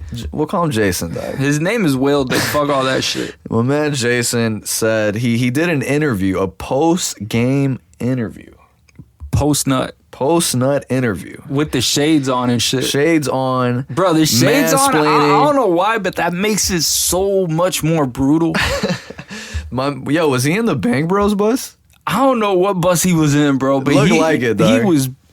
Goddamn, bro. And that, yeah, just tell him what happened, man. Pretty much, long story short, he pretty much, the interviewer asked her if my man Jason provided better dick than Adam, no homo for this. And he was like, of course, that's my job. Like, he was just like, of course. He didn't, like, there was zero possibility in his mind. He was just like, bruh, like, like quick second was like, yo, of course. Like he was like kind of astonished she even asked, you know? Like it's like, of course I fucked her better. Like I'm a porn star, dummy. That's like, what I do. I know what I'm doing. And then that's when like the information about like, I mean, well, I didn't see the video, so like the information that I found out that he cream pied in her, and I was like, damn, like No. I saw the leaks. oh, I didn't That see- shit was getting leaked. Bro, all I did was click the hashtag, and all I see is a shitload of people leaking the fucking video. Okay. And like mad people shitting on the cream pie scene and just posting it again and again and again. It was that shit was all That's over the place. wild. And then like the interviewer was asking him questions about like, oh, like how do you feel about like him, like, or how would you feel about Adam, like how would you think he would feel after like the whole cream pie situation where she ate up like it was just like weird. Like I was like, dog, this is uncomfortable, dog. Like I felt super awkward. Like it was just weird. No, but I really want to get specific about this BBC character that we got. Go ahead, continue, go ahead. Because the situation with this guy is so interesting, because he didn't just go on this interview and say, yeah, of course I fucked her better than he did. No, he was being respectful. I mean, I stretched her out, you know. She hadn't been you could tell she hadn't been stretched out in a long time, you know. Yo, he did say that. And then I saw another clip that he posted, I don't know how long ago, but it was just him basically talking about like there was this other couple that would pay him like from 6 to 10 grand to go to their state and to fuck this dude's wife. And to fuck his wife, bruh. And like, bruh, this BBC, this whale cock, dude, would pull up in another state, take 10 grand from a man, fuck his wife in front of him. And then she would say like some crazy shit to the husband. Like eat it up or clean it up or fucking pay him like, or some dominant shit. Or like make his fucking lunch or some shit like that. Make him a sandwich. Shit like that. Like just humiliating shit. Very degrading. Like, yeah. God and damn. I'm thinking to myself like, yo, you got some serious fucking issues, my man. You think he has to feel something through that, right? Like doing that to somebody? No. Because I don't think that I don't think that guy's like fucking against his will. Like I think he likes that shit. He's willing to do it. That's He's a a cuck. fucking, He's a cuckold. That's a fetish he has. Jesus, you know, Christ, and I think that fetish doesn't just come out of fucking nowhere. That's not like a purely sexual thing. That's a social scenario based fetish. That's not like. I think that's a mental illness, shit, bro. That's not like feet. Right. I know what you're trying to say. Yeah, dude, that's insane, bro. Feet are a body part. This guy is like talking about like fucking. You know, it has to be somebody to humiliate me and come and fuck. It's like a fantasy. It's an entire story that has to unfold for this guy to get off on that shit. And he's paying this dude 10 racks. Yo. Right. Jesus. I mean, God damn. That is. So, and let's say the wife is like super attractive. It's like, that's hard to say no to, dog. Like, but damn, like, I don't know if I could like just fuck in front of some dude and like, it'll be kind of weird. No? I'll fuck his wife in front of him. Yeah? Fuck yeah. That's the ultimate status symbol right there. Fuck a dude's wife in front of him. I mean, at least how many dudes would punch you in the face if you told them I'll fuck your wife in front of you? almost Right. 98%. Like I'm telling you, like that is the ultimate flex. But is it a flex because he just wants you to do it? But you're doing it and you're getting 10 racks. The 10 racks part is where it's like, damn. The fact that he wants to be humiliated has nothing to do with whether or not it's humiliating. Of course it's humiliating. That has nothing to do with your control. It's not of your control. No, but he wants to be humiliated, but Sure. like the fact is it's humiliating. The difference is he wants that humiliation. Sure. The humiliation is attractive to this person, right? You don't think that's weird? Like you're attracting this man by doing this? He may be attracted. But does it like rub you the wrong way? Like I'm fucking his bitch. Sure. Okay. No, I listen, man. I'm fucking his bitch. If someone gives me 10 I'm racks, fucking his bitch. I'm getting 10 racks and I'm getting the fuck out of there. I'm there for the 10 racks, bro. All right. So I For a good time. I just don't see what the issue is, honestly. Anyways, But yeah, that's the story. but regarding this BBC man, after he went out and he talked about how he fucked this guy's wife better than he does, you know, this Adam 22 character, he goes ahead and he says, "You are now forbidden from fucking my wife in future scenarios." which is to say, like, God damn, Oh my god, this is. He's got to be trolling, bro. bro, that is amazing to say. Oh, fuck her one time. Shame on me. I seen But that. you- I was just like, dude, like, what What world do we live in, dog? Amazing. I can't believe he uttered that. Like, he has got to be trolling, bro. Like, and then he was like talking shit to like this guy. I think he might just be at a loss for words because honestly, it is degrading to say You that seen the type shit of shit. with him talking to Andrew Tate?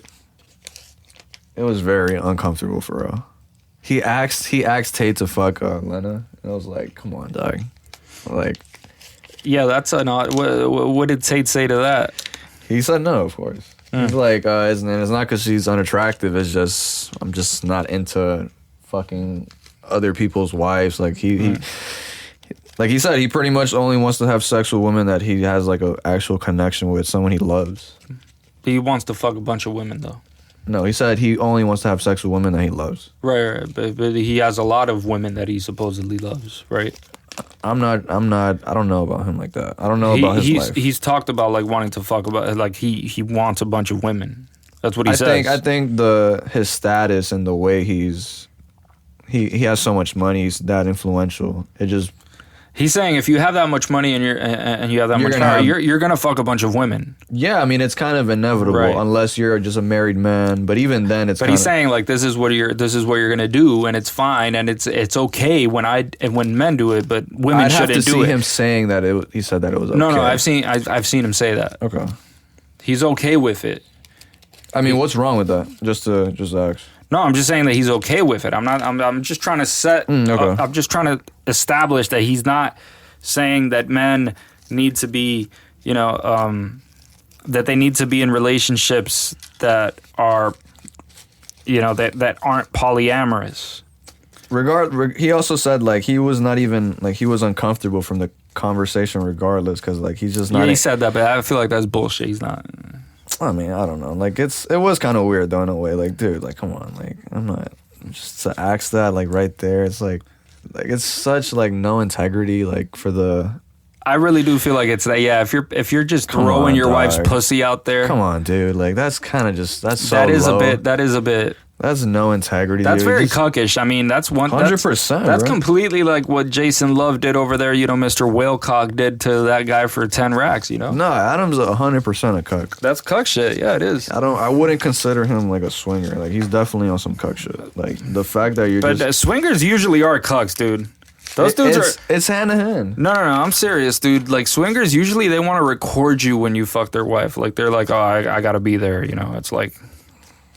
Yeah, that's A lot of times they just want the video of you fucking their wife so they could jack off to that shit, bro.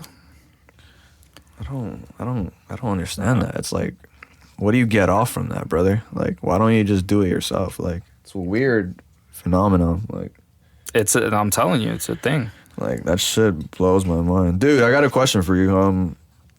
Do you think anybody from any agency has gone on the JRE Agency? or like CIA, FBI? They have. He's had. But I mean, in the sense where it's like it wasn't like they didn't. You obviously didn't know it was. Okay, they're doing it like Intentionally to have a narrative or just discuss like something. Oh, or, there's a lot of people that say that Joe Rogan is a CIA guy, even. And he does have a lot of influence, and he hasn't been stopped at all. which is why Lex had asked him that, like, and then Joe said he believes in, and then he didn't say the name obviously, but he was like, he said he believed that he has. Yeah, here's an interesting thing, right? Like, even Alex Jones, and Alex Jones has been very close to Joe Rogan for decades now. Right. So it's been a long time, So, and he was talking about it, he actually had other guests to talk about how they sort of groomed Joe Rogan to be sort of like the next Timothy Leary for this new generation. Who groomed who? That he was being sort of pushed. That he Pushed by he interviewed the person that introduced him to DMT. Oh, okay. And that introduced Eddie Bravo too, because Eddie Bravo was also the introduced to DMT together with him. You think that was like a fucking... And that was on Alex Jones's show, right? He interviewed him. That was when he had sort of a beef with him after Alex Jones was, after Joe Rogan was sort of saying things like, you know, you're interviewing people and you're calling me sort of like an idiot. You're making me seem like I'm just this retard. Joe was saying that? And that I'm crazy. No, Alex Jones was describing what Joe said as that. And it's true. He was saying, oh, yeah, I love Alex Jones, but he's crazy. Right? Okay, I didn't know. And it's true. He did do that. Okay. In the earlier days? Yeah. And one of the things... No, not earlier days. Like after you had him on the podcast. Oh, okay. Gotcha. Right, like people, Sandy Hook trial... Before the Sandy Hook trial, even before all of this happened. Because he had him on podcast 9/11, where they talked about all this shit and they smoked and they drank and all that shit, and it was a wild, hilarious shit show. Right? It was an amazing podcast. Dude, he fucking talks about the correlation between, or like how the aliens and like the Nazis, kind of like that shit is fucking trippy though. It is wild. What were you saying though? No, but I was just because I had asked you if because Alex Jones actually was pissed off because he went on episode 9/11. That was the first time he was on Rogan's podcast, and you know Rogan was talking about Alex Jones. Yeah, I love him. He's my friend, but he's crazy. You know, it's like he, right? You know, you gotta. Do you think Alex Jones is crazy? I don't know. There's some things that it's like crazy. I would describe crazy as like you're out of touch with reality. Right? Do you think he is? And I don't know. I mean, I mean, he makes some wild ass fucking claims. So I mean, I'm sure there's if he believes shit like that, fucking alien Nazis on Jupiter or some shit like, yeah, you're out of your fucking mind probably, right? But I would say, that when he was pissed off at Joe Rogan for saying all this shit about him, he ended up, this is something that he did. I actually didn't fuck with this on his part. What? He went ahead and he got some information on Joe Rogan, and he found his stepdaughter, and he published like her Instagram. Alex Jones? Like he showed her Instagram to like on his show. No way. Like, oh, this is, and by the way, his stepdaughter, yeah, she's black. Oh, I've heard about this. Yeah, okay. She looks good too. What do you mean, like she's hot? Oh yeah. She's fine? Oh yeah, she looks great. Okay, dope. And but anyways, yeah, he fucking he showed her. He's like, I fucking know everything about you, type shit. And it's like, you better fucking make this shit right. Right, you better not fucking be telling this shit about me. You want to go to war, Joe Rogan? We can go. He was like very heated. It was like a 30-minute rant about this shit. And I really, that part I didn't like, but I also didn't like Joe Rogan. Like, you got a guy on, and then when he's not in front of you, you start fucking saying he's crazy and shit. That's like, come on. And this has been your friend for over a decade. It's like, what the fuck are you doing? At least tell it to him, like, on the episode. But fuck all this gossip shit. What you got, bro? I got some more shit. There's a lot of things going on in this fucking world, all right? Let's not fuck around. I wanted to ask you because, There are a couple of things that did happen. Before you get into this is the most, since we're talking about cuck shit and just weird shit, dude, did you see the Island Boys kissing each other? Man, that fucked with me. Dude, emotionally, mentally, spiritually, like... That really is selling your soul, though, that right there. Yo, like, I was speechless. Like, I was like... Is this what we're going with? See, those are CIA agents right there, You seen the memes where people would accuse them that they're with the kids in the Jeffrey Epstein picture? There's like these two kids. Like, people put that shit on Twitter all the time. No, but that's hilarious. People actually thought the Island Boys were fucking two of the kids from Jeffrey Epstein. That's fucking wild. No, I did not know about that. There's this, we already know that cocaine in the White House. People are saying it was fucking Hunter Biden. They closed the investigation, right? Uh-huh. There was cocaine in the White House. They closed the investigation. Yeah, they didn't give it to like... And there's no suspects. There's nothing. It magically appeared and then they took it out and that was it. And swag. Right. Interesting. There's a movie that recently came out. It's drawn a lot of attention. It's called Sound of Freedom. Oh, I've heard about this. Sound of Freedom interesting. I haven't seen the movie yet, but I've seen all the drama that's surrounding it. I've seen basically mainstream media has been covering it, basically saying that it's this QAnon shit that's going on. They don't deny that human trafficking exists, but they're saying that it's sort of QAnon propaganda, even though it's, actually happened. That's wild. Which is fascinating. Like, isn't Mel Gibson worked in the movie? Yeah, he even promoted it. But it's also interesting because when you actually look at the website for the movie and you see like where they recommend that you go to try to like support and try to help with the prevention of human trafficking and like to do things about it to sort of like help people that are stuck in that. Sure. They end up showing some links that are like fucking tied to organizations that are like fucking funded and or have to do with like Bill Clinton and Hillary Clinton and shit like, and you already know Hillary Clinton has this weird history with how she ended up getting this person that works for her, this lady, to get a bunch of kids out of Haiti. After an earthquake happened, they just had a van full of fucking Haitian kids and they were going to transport them to this other fucking place over in Dominican Republic and fucking very weird shit. Okay, they decided to do that? They did that, yeah. And then they got pulled over and they were like arrested and shit. Who? And the person that was working for Hillary Clinton's organization, and she had all these fucking kids in a goddamn van. The guy driving got arrested? And no, not the guy. The entire group that was transporting these kids. Okay, got it. And it's like, why do you have a shitload of fucking kids after a fucking natural disaster occurred in Did they ever speak on that? Haiti? And it's like, yeah, it was on CNN for like 2 minutes, and then that's it. It disappeared, and nothing happened. She ended up being fine, and I don't know what the fuck happened to those kids. Shit. That is odd. It's just one example of weird shit happening surrounding like the most prestigious people in the planet, and then it just fucking disappears. Right? It's a very odd thing. You think the clans are really that powerful?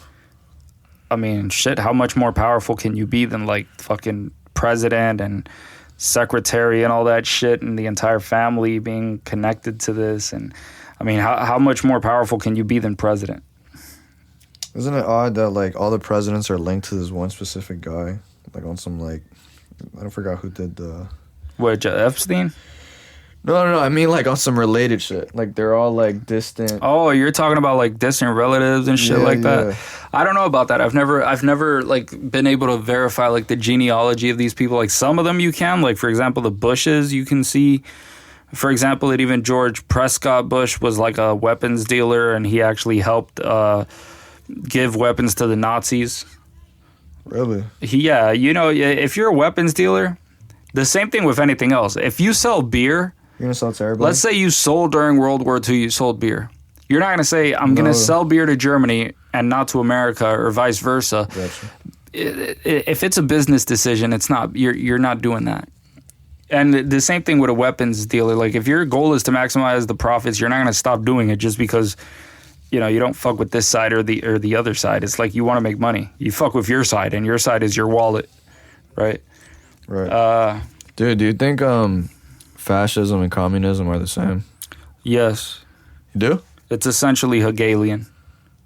They're not the same down to the exact details. They're the same in their essence and basically what they end up trying to do. Their overall term. Their entire goal is to create the new man.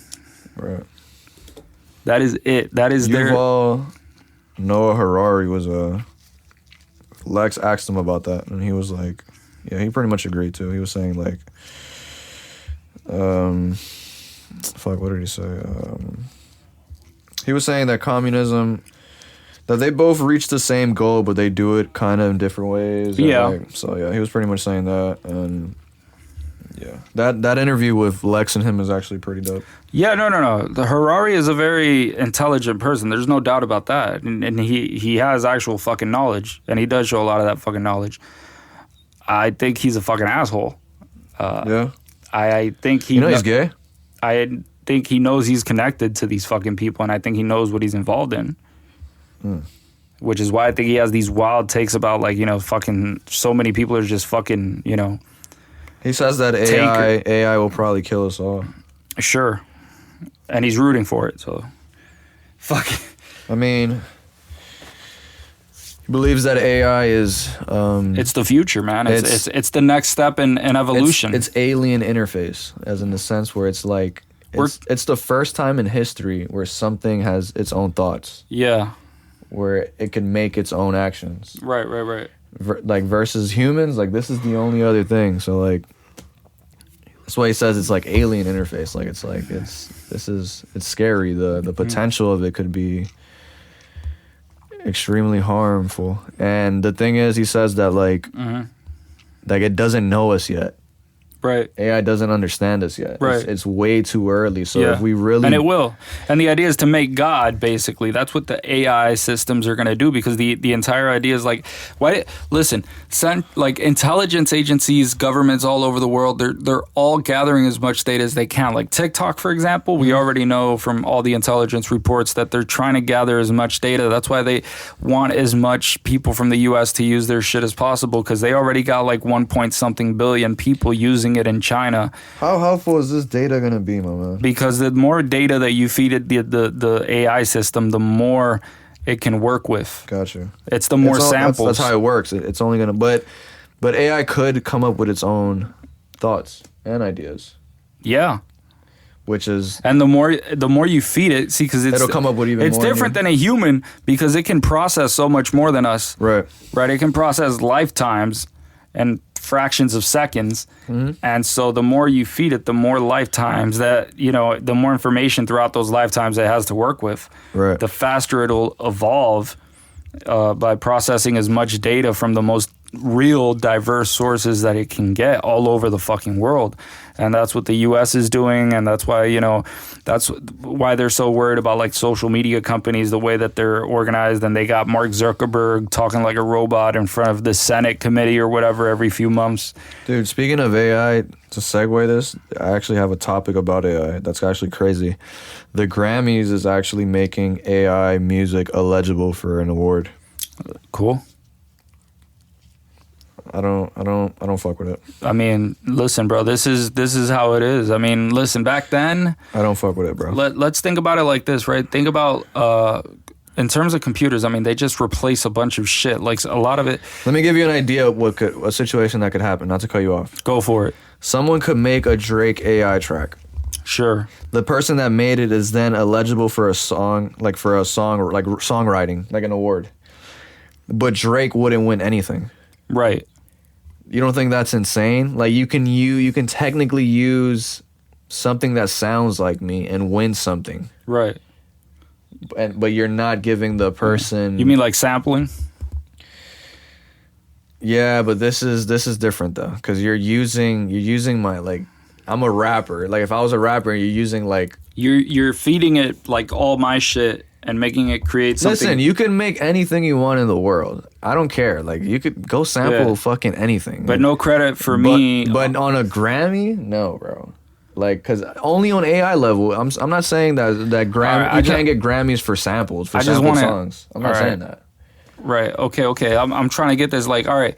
Let me give you an example. Right. Like for example, the track "Dead Presidents." Right. Sure. Okay. But the track "Dead Presidents" by Jay-Z. Classic hip hop track, right? Jay-Z, and of course he had very like classic bars on that track, but he sampled Nas. Sure. Right? Now who gets the Grammy? Yeah, but that's different though. I'm gonna tell you why. Because I'm sure when you sample something, they already made a deal, so Nas is getting a cut out of that track regardless, or they worked something out regardless. Right. He could probably get like a 50% publishing, 20% publishing, or however it works, or they probably paid him a lot of money up front. Mm-hmm. Either way, through that transaction, you already made it cool. Like it's fine because you paid me for it. You paid me. So for why my can't services. why can't you do the same thing with AI though? Because Drake, you're using my voice, and I don't have no control over it technically. Right, but you could still sue somebody for like copyright infringement if that person decides to use your data to create something. Can you? I'm not sure. That's why this sounds crazy. I think you would probably have a case. Now, I think you would probably lose the lawsuit at the end of the day because of the fact that it's using that, but it's making something completely different out of it. Yeah, but that's insane though. The problem is that let me put it like this. If it uses your brand though, that's the issue. Let me put it like this though. It's gonna sound better like coming. We know how Drake. Like, I'm using Drake as an example because he's like the biggest artist. Yeah. We know how he sounds on a track. Like we already kind of we have an idea of what it's gonna sound like. We're used to it. So like then putting that and like putting it on your own shit, like making a track, like just having Drake voice or like it's kind of like cheating, bro. It's like you're not being authentic. You're not like what I don't understand it. Like it's like that's horrible. That's killing the soul of music pretty much. No, I don't think it is. I think it is. In the sense where it should deserve like an award. So let's say right now I make a track, right? Yeah. And I got Drake vocals on it. Mm-hmm. It's a dope ass track. One of the dopest tracks ever, whatever. We're really gonna get I'm really gonna get an award for it. This is based off somebody's voice. That sells millions of records, that is like recognized by a bunch of people. Yeah. As soon as anybody hears it and recognizes, like, yeah, but I mean, when you say it's killing the soul of it, it's like taking away like what it's about. Yeah, what the art is about. Yeah, it's like forget all the laws and copyright. I want to just address this morality, point. Like the ethics of it. I want to address this part because it's like, to me, the idea is like, let's say, for example, a lot of people appreciate the Mona Lisa, right? Sure. Right. Okay. Mona Lisa. Beautiful artwork in and of itself, and people have all these ideas about it, and it changed a lot in terms of like what people know about painting and techniques that are used for painting. Sure. But the idea is this: say an AI actually did make the Mona Lisa, right? Let's say that it was an AI instead of Da Vinci. Yeah. Right. Now, is the Mona Lisa any different in terms of like the actual art? If the art piece is the same, right, is the art what counts or is the artist what counts in terms of the beauty of the art itself? Because for some people, I think it actually adds to the aesthetic of the art when they have like this backstory to it and they 100%. Have this idea of it was this person. 100%. Right, but that's not the artwork. I'm talking about like the artwork in and of itself. We're strictly using art as an example, like a painting. That's just an example of art. So we could use any art, though. Yeah, it doesn't matter. I that's a good point. I'll give you that. But like you said, like most artists have like this background to them. You know them from somewhere. Yeah, but there's a lot of tracks, for example, like that you don't know anything about the artist. I don't know anything about the artist, but it's a beautiful song. It's a dope ass track. I mean, in that sense, yeah, but I still think it's not. You're plagiarizing. No, but I'm not talking about plagiarizing. I'm saying like if an AI was the one that had created the Mona Lisa instead of Da Vinci, sure. Would that take anything away from like the actual art? No, I can't debate that. No, probably because it's still. I mean, that's a good one. Yeah, I get you. I get what you're saying. There is no. Trying to see how I could even debate that. Like, yeah, it'll look as good.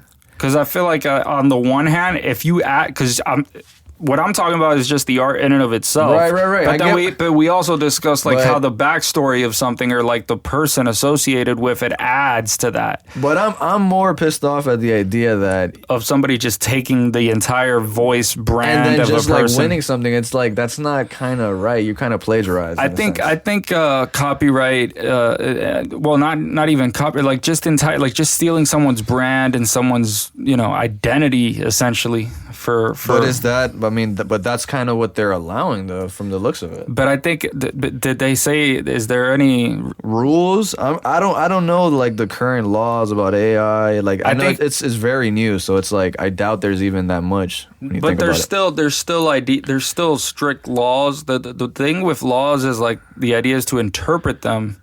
Sure. And try to apply that interpretation. So that's the idea. Is like you try to interpret the same text, right? The same idea, and apply it to something new. And that's basically how the fucking Supreme Court has worked. especially in the 20th century and 21st century with all the fucking changes that happen in the world. I mean, look how fast the world is changing. This is what a guy like Yuval Harari, attracts so many. Huh? You said this is what this guy wants? That's what No, you said? I was just gonna say that this is why people find him. It's a part of why people find him so fascinating. It's not just that he has all these weird ideas, that he sort of gives context to the fast, wild changes that are happening in the world all at the same time, right. And he sort of gives an idea of where it's going. I mean, he's saying that like there's a lot of jobs that it's probably just better off for AI to do, where we could like focus on the more important things in our life. Right, but then he has to figure out what to do with the useless eaters, and he's only thought of drugs and video games. Or we could focus on other jobs that maybe they could focus on other things. But you're saying someone that's a fucking lazy bum doesn't want to do shit? No. I'm saying that he's saying that there's a lot of people that are basically useless eaters, or that most people are useless eaters, basically, I think is what he said. I mean, in what sense though? Like in the sense that they don't provide anything. That they're useless, and I see a huge issue with that, because it's like, provide for who then? Provide for who? Because if we're talking about most people, and most people are useless eaters, who do they have to provide for? Themselves, right? Right. Who in the fuck are they obligated to provide for? He's putting like the idea that you have to be like this. Like, who do we have to provide for? For you? To make the world go in the direction that you would like to see it go? I mean, where are we providing? What is the purpose of this providing, right? For who? Because people only provide for each other. It's like, what makes somebody, oh, this person was a great man, he gave so much to humanity. Okay, humanity, that's everyone. Right? Yeah. And if most of everyone is useless, then who are the ones that are not useless? And can you please name them? I'm sure he's talking and about. Do they happen to be your friends? The 1%? the elite? I mean, because he's constantly going out there in the fucking World Economic Forum, hanging out with Mr. Eugenics Nazi man, Klaus Schwab, right? And these fucking assholes are Even if you're wrong, though, Abe. What am I wrong about? I mean, they tell you what they want. They fucking tell you. They plan for it. They put the money into it. They do all of it. They subvert it visually, consciously, in front of your fucking face. They brag about it. Dude, we do got to talk about Canada doing some wild shit. Yeah. They're introducing assisted suicide to the mental illness. First of all, that is the most reckless shit I've ever heard in terms of, like, I mean... That is wild, There's been some bad legislation, but goddamn. That might be the worst of all time, dude. Like, you're literally killing people? Like, what the fuck? Like, I heard that and I was like... Are you mentally depressed? Are you suicidal? Are you willing to die? If you're suicidal, come on over. We'll help you with that. Dude, that's like holy shit. Depopulation just screaming right in front of you. There's depopulation all over the place if you really think about it. Like, just forget people's intentions, but just think about the idea of like what it is that ends up being the final result. There's TikTok videos where there's like this girl, like not flexing, but like kind of just like on like showing of like presenting the fact that like I don't know if it was her mom or her grandma, somebody like is gonna go with assisted suicide, and they were like kind of like cheerful about it, and I was just like, you remember when I told you about the New Order of Barbarians, how they had the demise pill? Oh yeah, I think so. We could have a celebration, that mom had lived a good life, and now she's ready to pass away. It came to fruition. It came to. I mean, technically, dude. I mean, they euthanize you, right? They give you a shot. Yeah, euthanasia can be done in a bunch of different ways, but it's probably a drug. But that's evil, bro. That's evil as fuck. No one's even talking about it. Like that's. But in terms of population reduction, like I'm not even talking about people's intentions. But if you really want to see, like what the agenda is, look at what the legislation is, and look at what it accomplishes. I mean, they already have a bunch of assisted suicides already, just off like terminal illnesses. The assisted suicide. Let me ask you something though. Sorry, not to cut you off. Like ethically though, do you think people should have the right to kill themselves? Well, I think it really does depend on the situation. I mean, in general, not even sick. Because I feel like if somebody is, in a psychotic state and they're going to try to kill themselves, that person is... Well, I mean, it's a dumbass question, but you think it's impossible to be in a right state of mind to even, like, be willingful to just be like, you know what? I'm ending this shit. What's that guy's name? Hunter S. Thompson? Not Hunter S. Thompson. He did? Yeah, he killed himself. Oh, shit. That philosopher that he talks about suicide. What's his name? Like, that's, like, the greatest, like, question of life. Like, if we should kill ourselves. No, one of those existentialist motherfuckers. Is it Albert Frank Camus, whatever his name is? It might have been Camus. Camus or whatever, yeah.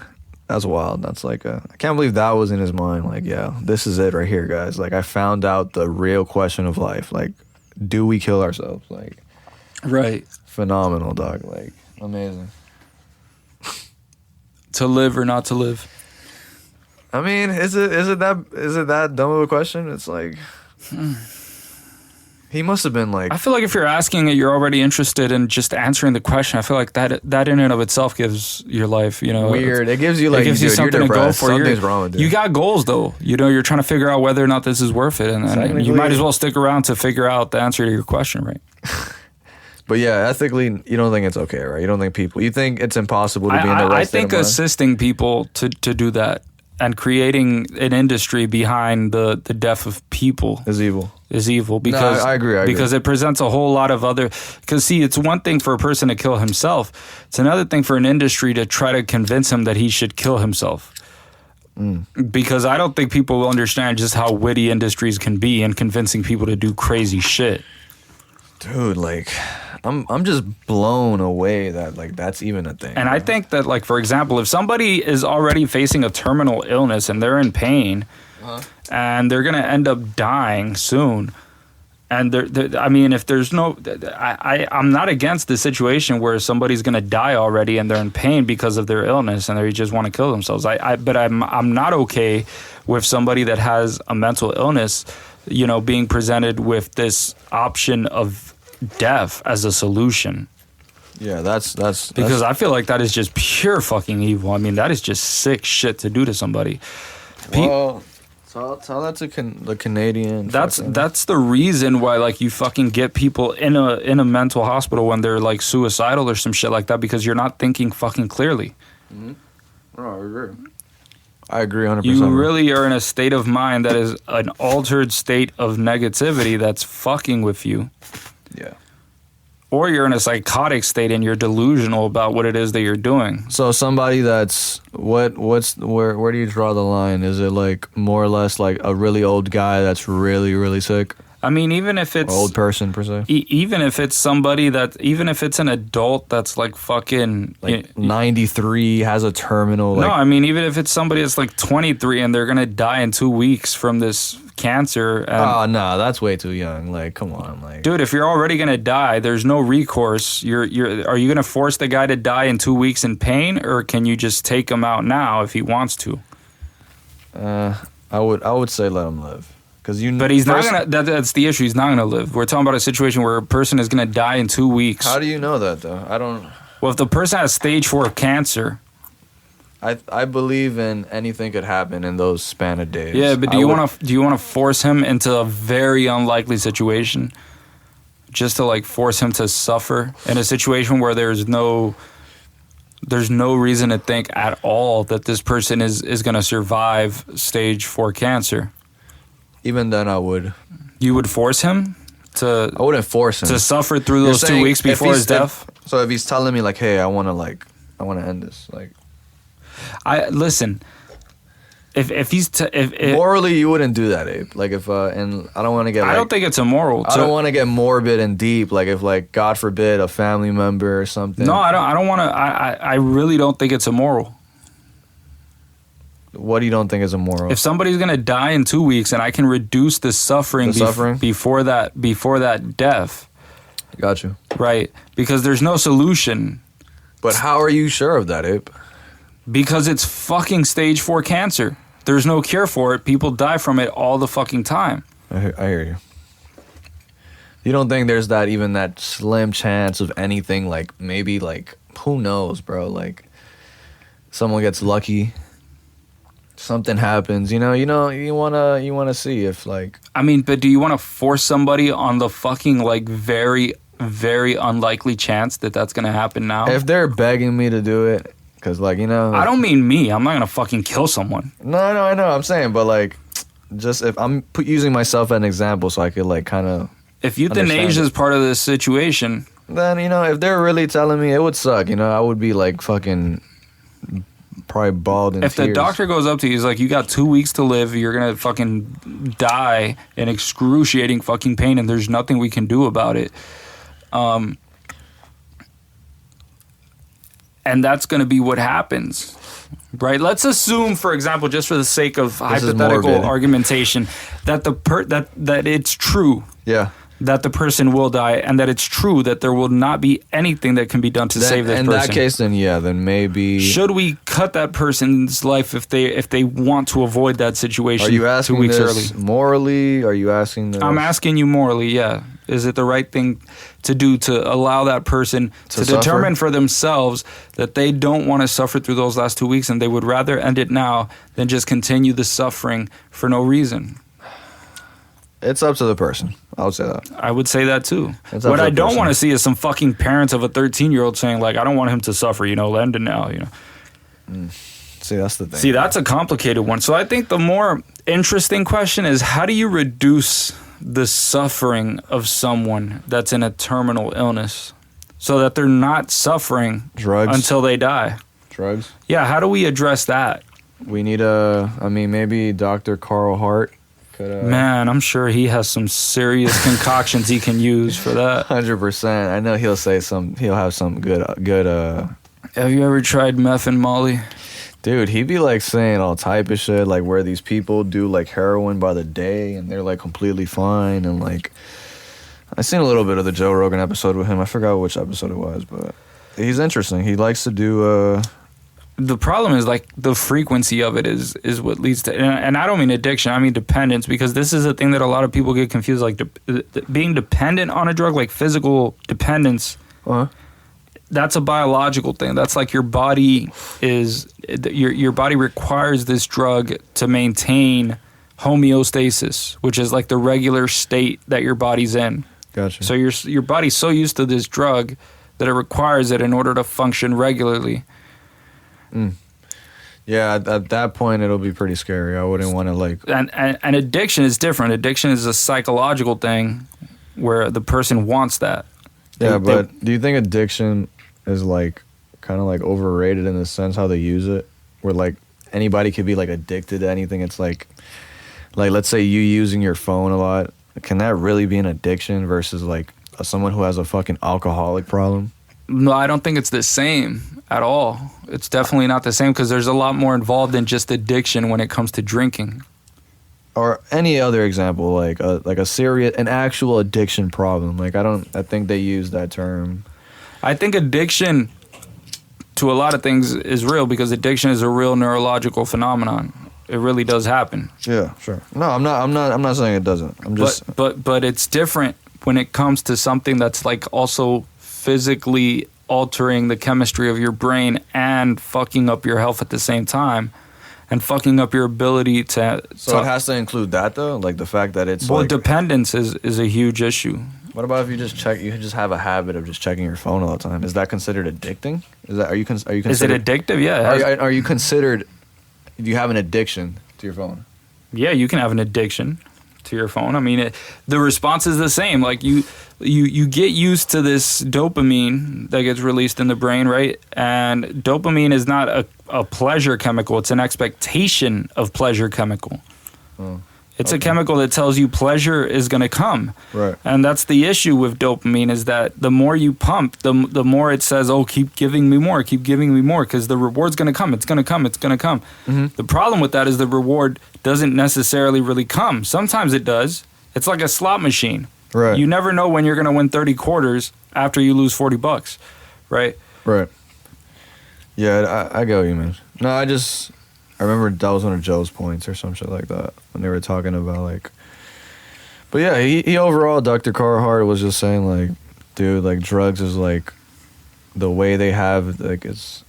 the way they like present it already, or it's been presented to the world. Like back then, I think people weren't. I think they were smoking more weed than us back then. They probably were. And I forgot what years it was. There was probably in the 20s before it became illegal. But there was a lot of less people back then too. There was like, I forgot how many years ago. It was like, imagine that, bro. 100 million more people came. That's insane, bro. Like back then, it was like, so there was less people and more people consuming weed. And he says now we're not even consuming as much as we were back then. And yeah, he was just pretty much saying like, dude, drugs, we shouldn't be like so like fully against it. Like it shouldn't. Yeah, I do agree. It's completely distorted because when people see like, when they see the negative of something, they tend to like push it to its extreme. Like it's only negative. It has to be demonized because this is what it can lead to. Right. And there's the problem is that it lacks, it's a half truth. And the problem is that if you're a scientist, you don't want a half truth. You want whatever it is that the empirical truth leads you to. Dude, we're about to leave soon. So before, I just remembered some crazy ass shit. So there's apparently this rumor that back in the days when like hip hop was blowing up. I know this is super off topic, but I'll go for it.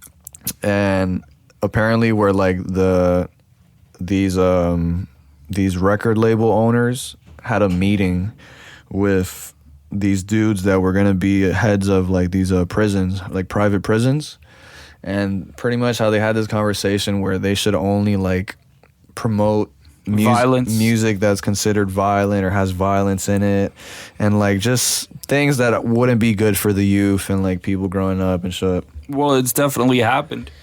But people actually believe that it was like a actual meeting that happened, and like the whole idea with private prisons, and like apparently it's evil. And but like, I don't think it's private prisons that are the ones that made this happen. No, I could be wrong. I forgot. Maybe it was regular dudes or some government people. I don't know, but that's pretty much the basis of it. I think it was a lot bigger than private prisons. But yeah, pretty much the idea that this was all kind of planned in a way. Like, I don't know. It does seem like it if you look at it. I don't think it's just a trend. I don't think it's just that everybody at the same time all decided that, we want everything to be violent and very sexually explicit all over the place. That's how it should be. I feel like there's like this current that's being pushed by mainstream media where it wants to present a certain culture and say, this is what you should adopt as your culture. And then there's like the culture that regular people have, and but hip hop is now the everybody culture. It's the biggest music genre. But it's been elevated to that. It didn't just happen because people just naturally just decided to fucking gravitate towards it because it was just the shit. I would debate that. Why? You're saying that people didn't just normally gravitate toward hip hop music? It was a fucking subgenre, and then it was pushed heavily by fucking record labels. I mean, like left and right. Now, is it true that people would gravitate towards it? Yeah, people would gravitate towards a lot of things. I'm saying that because they would gravitate towards a lot of things, this was selected as something to gravitate towards. I mean, it could be a mix of two, though. And the issue is that like hip hop is not necessarily a violent genre. Right. Hip hop and rap are two different things. We both know that. I mean, is it though, really? No, hip hop is a fucking culture. Sure, it's like rap music. Rap is, yeah. Yeah, rap music is what we listen to. Rap is the musical expression of that. Right. And the idea is that it's gone way. Hip hop is like how you dress. Hip hop is the way you talk. Yeah, hip hop is like the full embodiment of. Yeah, hip hop has to do with the aesthetics. It has to do with the dancing of it. It has to do with like the fucking the painting on the walls and shit like that. Graffiti from back then. People, all type of shit and linked to it. Like it's all it's crazy. So it's a lot of that. But it's not necessarily. You think it was premeditated though, like specifically, or you think it was the violence of it, or like them like actually? Yeah, I think the violence was heavily premeditated. Like they were like, "Yo, let's do this," and this. Promoted even, elevated to a very high degree. on purpose, and not just in music, and not just in hip hop, by the way, also in like other genres of music, like being very sexually explicit, putting sex out in the open everywhere. Every Netflix show every other fucking Netflix show that starts, like the first fucking episode, there's a goddamn sex scene, like in the first fucking 10 minutes. Sure. Right? It's all over the fucking place, right? And people are fucking, and honestly, some people think that it's because people just want to see a sex scene, because if they see it, then they'll fucking keep watching or some shit. Mm-hmm. A lot of people get fucking bored of sex scenes and just fucking stop watching. A lot of people are like watching with their family and they don't want a random sex scene because their kid is there. I hate that. That's so awkward. So a lot of that is also happening, but that doesn't really get discussed. People just think people love sex, so that's why it's there. I would say the majority do, though. The majority do, but the majority don't want it everywhere, all over the fucking place, all the time. Sure. Right. And music didn't have to be that way ever. And it never really was that way. It became that way. It was turned into that. The same way that the streets, the violence in streets that you tend to see, it didn't. It wasn't. Is it just natural? It was just natural. Just the fact that a lot of people that did make music are from the streets, have done crimes, and it just is what they rap about. It just happened to be what they rap about. The problem is that there were always like people that were. I'm not saying every person that raps that were coming from violent environments that didn't end up making music in that way. Style, sure. And so like the idea that all of a sudden that's just what apparently became elevated. I mean, it was promoted to that. You don't think just the, how do I say this, like, hip-hop always was like, especially like earlier back then, it was strictly like, it was a lot of shit that had to do with the streets, you know? And I feel like, how do I say this? I see hip-hop, like when it started, it had like very, very little to do with any violence. Like, if you're talking beginning, probably it not. had to do with, and think about what had happened in the world and in neighborhoods. Like you had fucking war veterans coming home, living in the fucking streets, that were addicted to heroin. What music was first considered violence then in hip hop? Would you say? Are we talking like what's considered violence anyway? I mean, I say that like because I don't think, like, for example, when Grandmaster Flash, I doubt those times they weren't. He was describing the toxicity of the environment. He wasn't promoting it. Oh, so he wasn't describing himself in the first person as the person that was like. That's your argument, like that. Now it's like more. I'm saying that it's glorified, that it's promoted, that it's said this is the shit and this is what it means to be a fucking man. And you either do it or you're a bitch, and I'm gonna fuck your bitch. Wait, but you're saying those people that are not saying it in the first person are still glorifying violence? No, not necessarily. I mean, you could say it in the third person and still be like, "Oh, it's the shit for that." You know, this guy killed that guy. You stated that hip hop. I'm trying to find out when was the first. When you believe hip hop started getting violent. I don't know if I can point you to an exact moment, but you could probably say that NWA. You think, okay, so that's considered violent. That's definitely a promotion of violence. Yeah, it's definitely a promotion of a violent culture. Yeah. I mean, in a sense, and it was definitely lied about in terms of like, oh no, we're not promoting it. We're just describing where we came from. It's like, get the fuck out of here, bro. You don't agree with that? You promoted the fuck out of that shit. You were loving talking about how. But those were the times when the LA shit was out of control, where police were fucking beating up mad people, bro. And they were doing mad. Yeah, but I don't mean just fuck the police. I mean like just talking about how like fucking.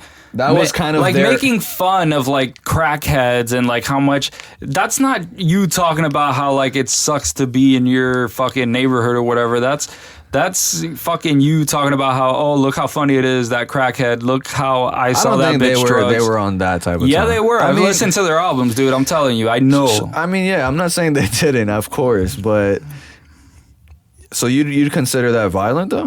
Violence? I consider it the promotion of the violence in the culture, yeah. Okay. I mean, sure.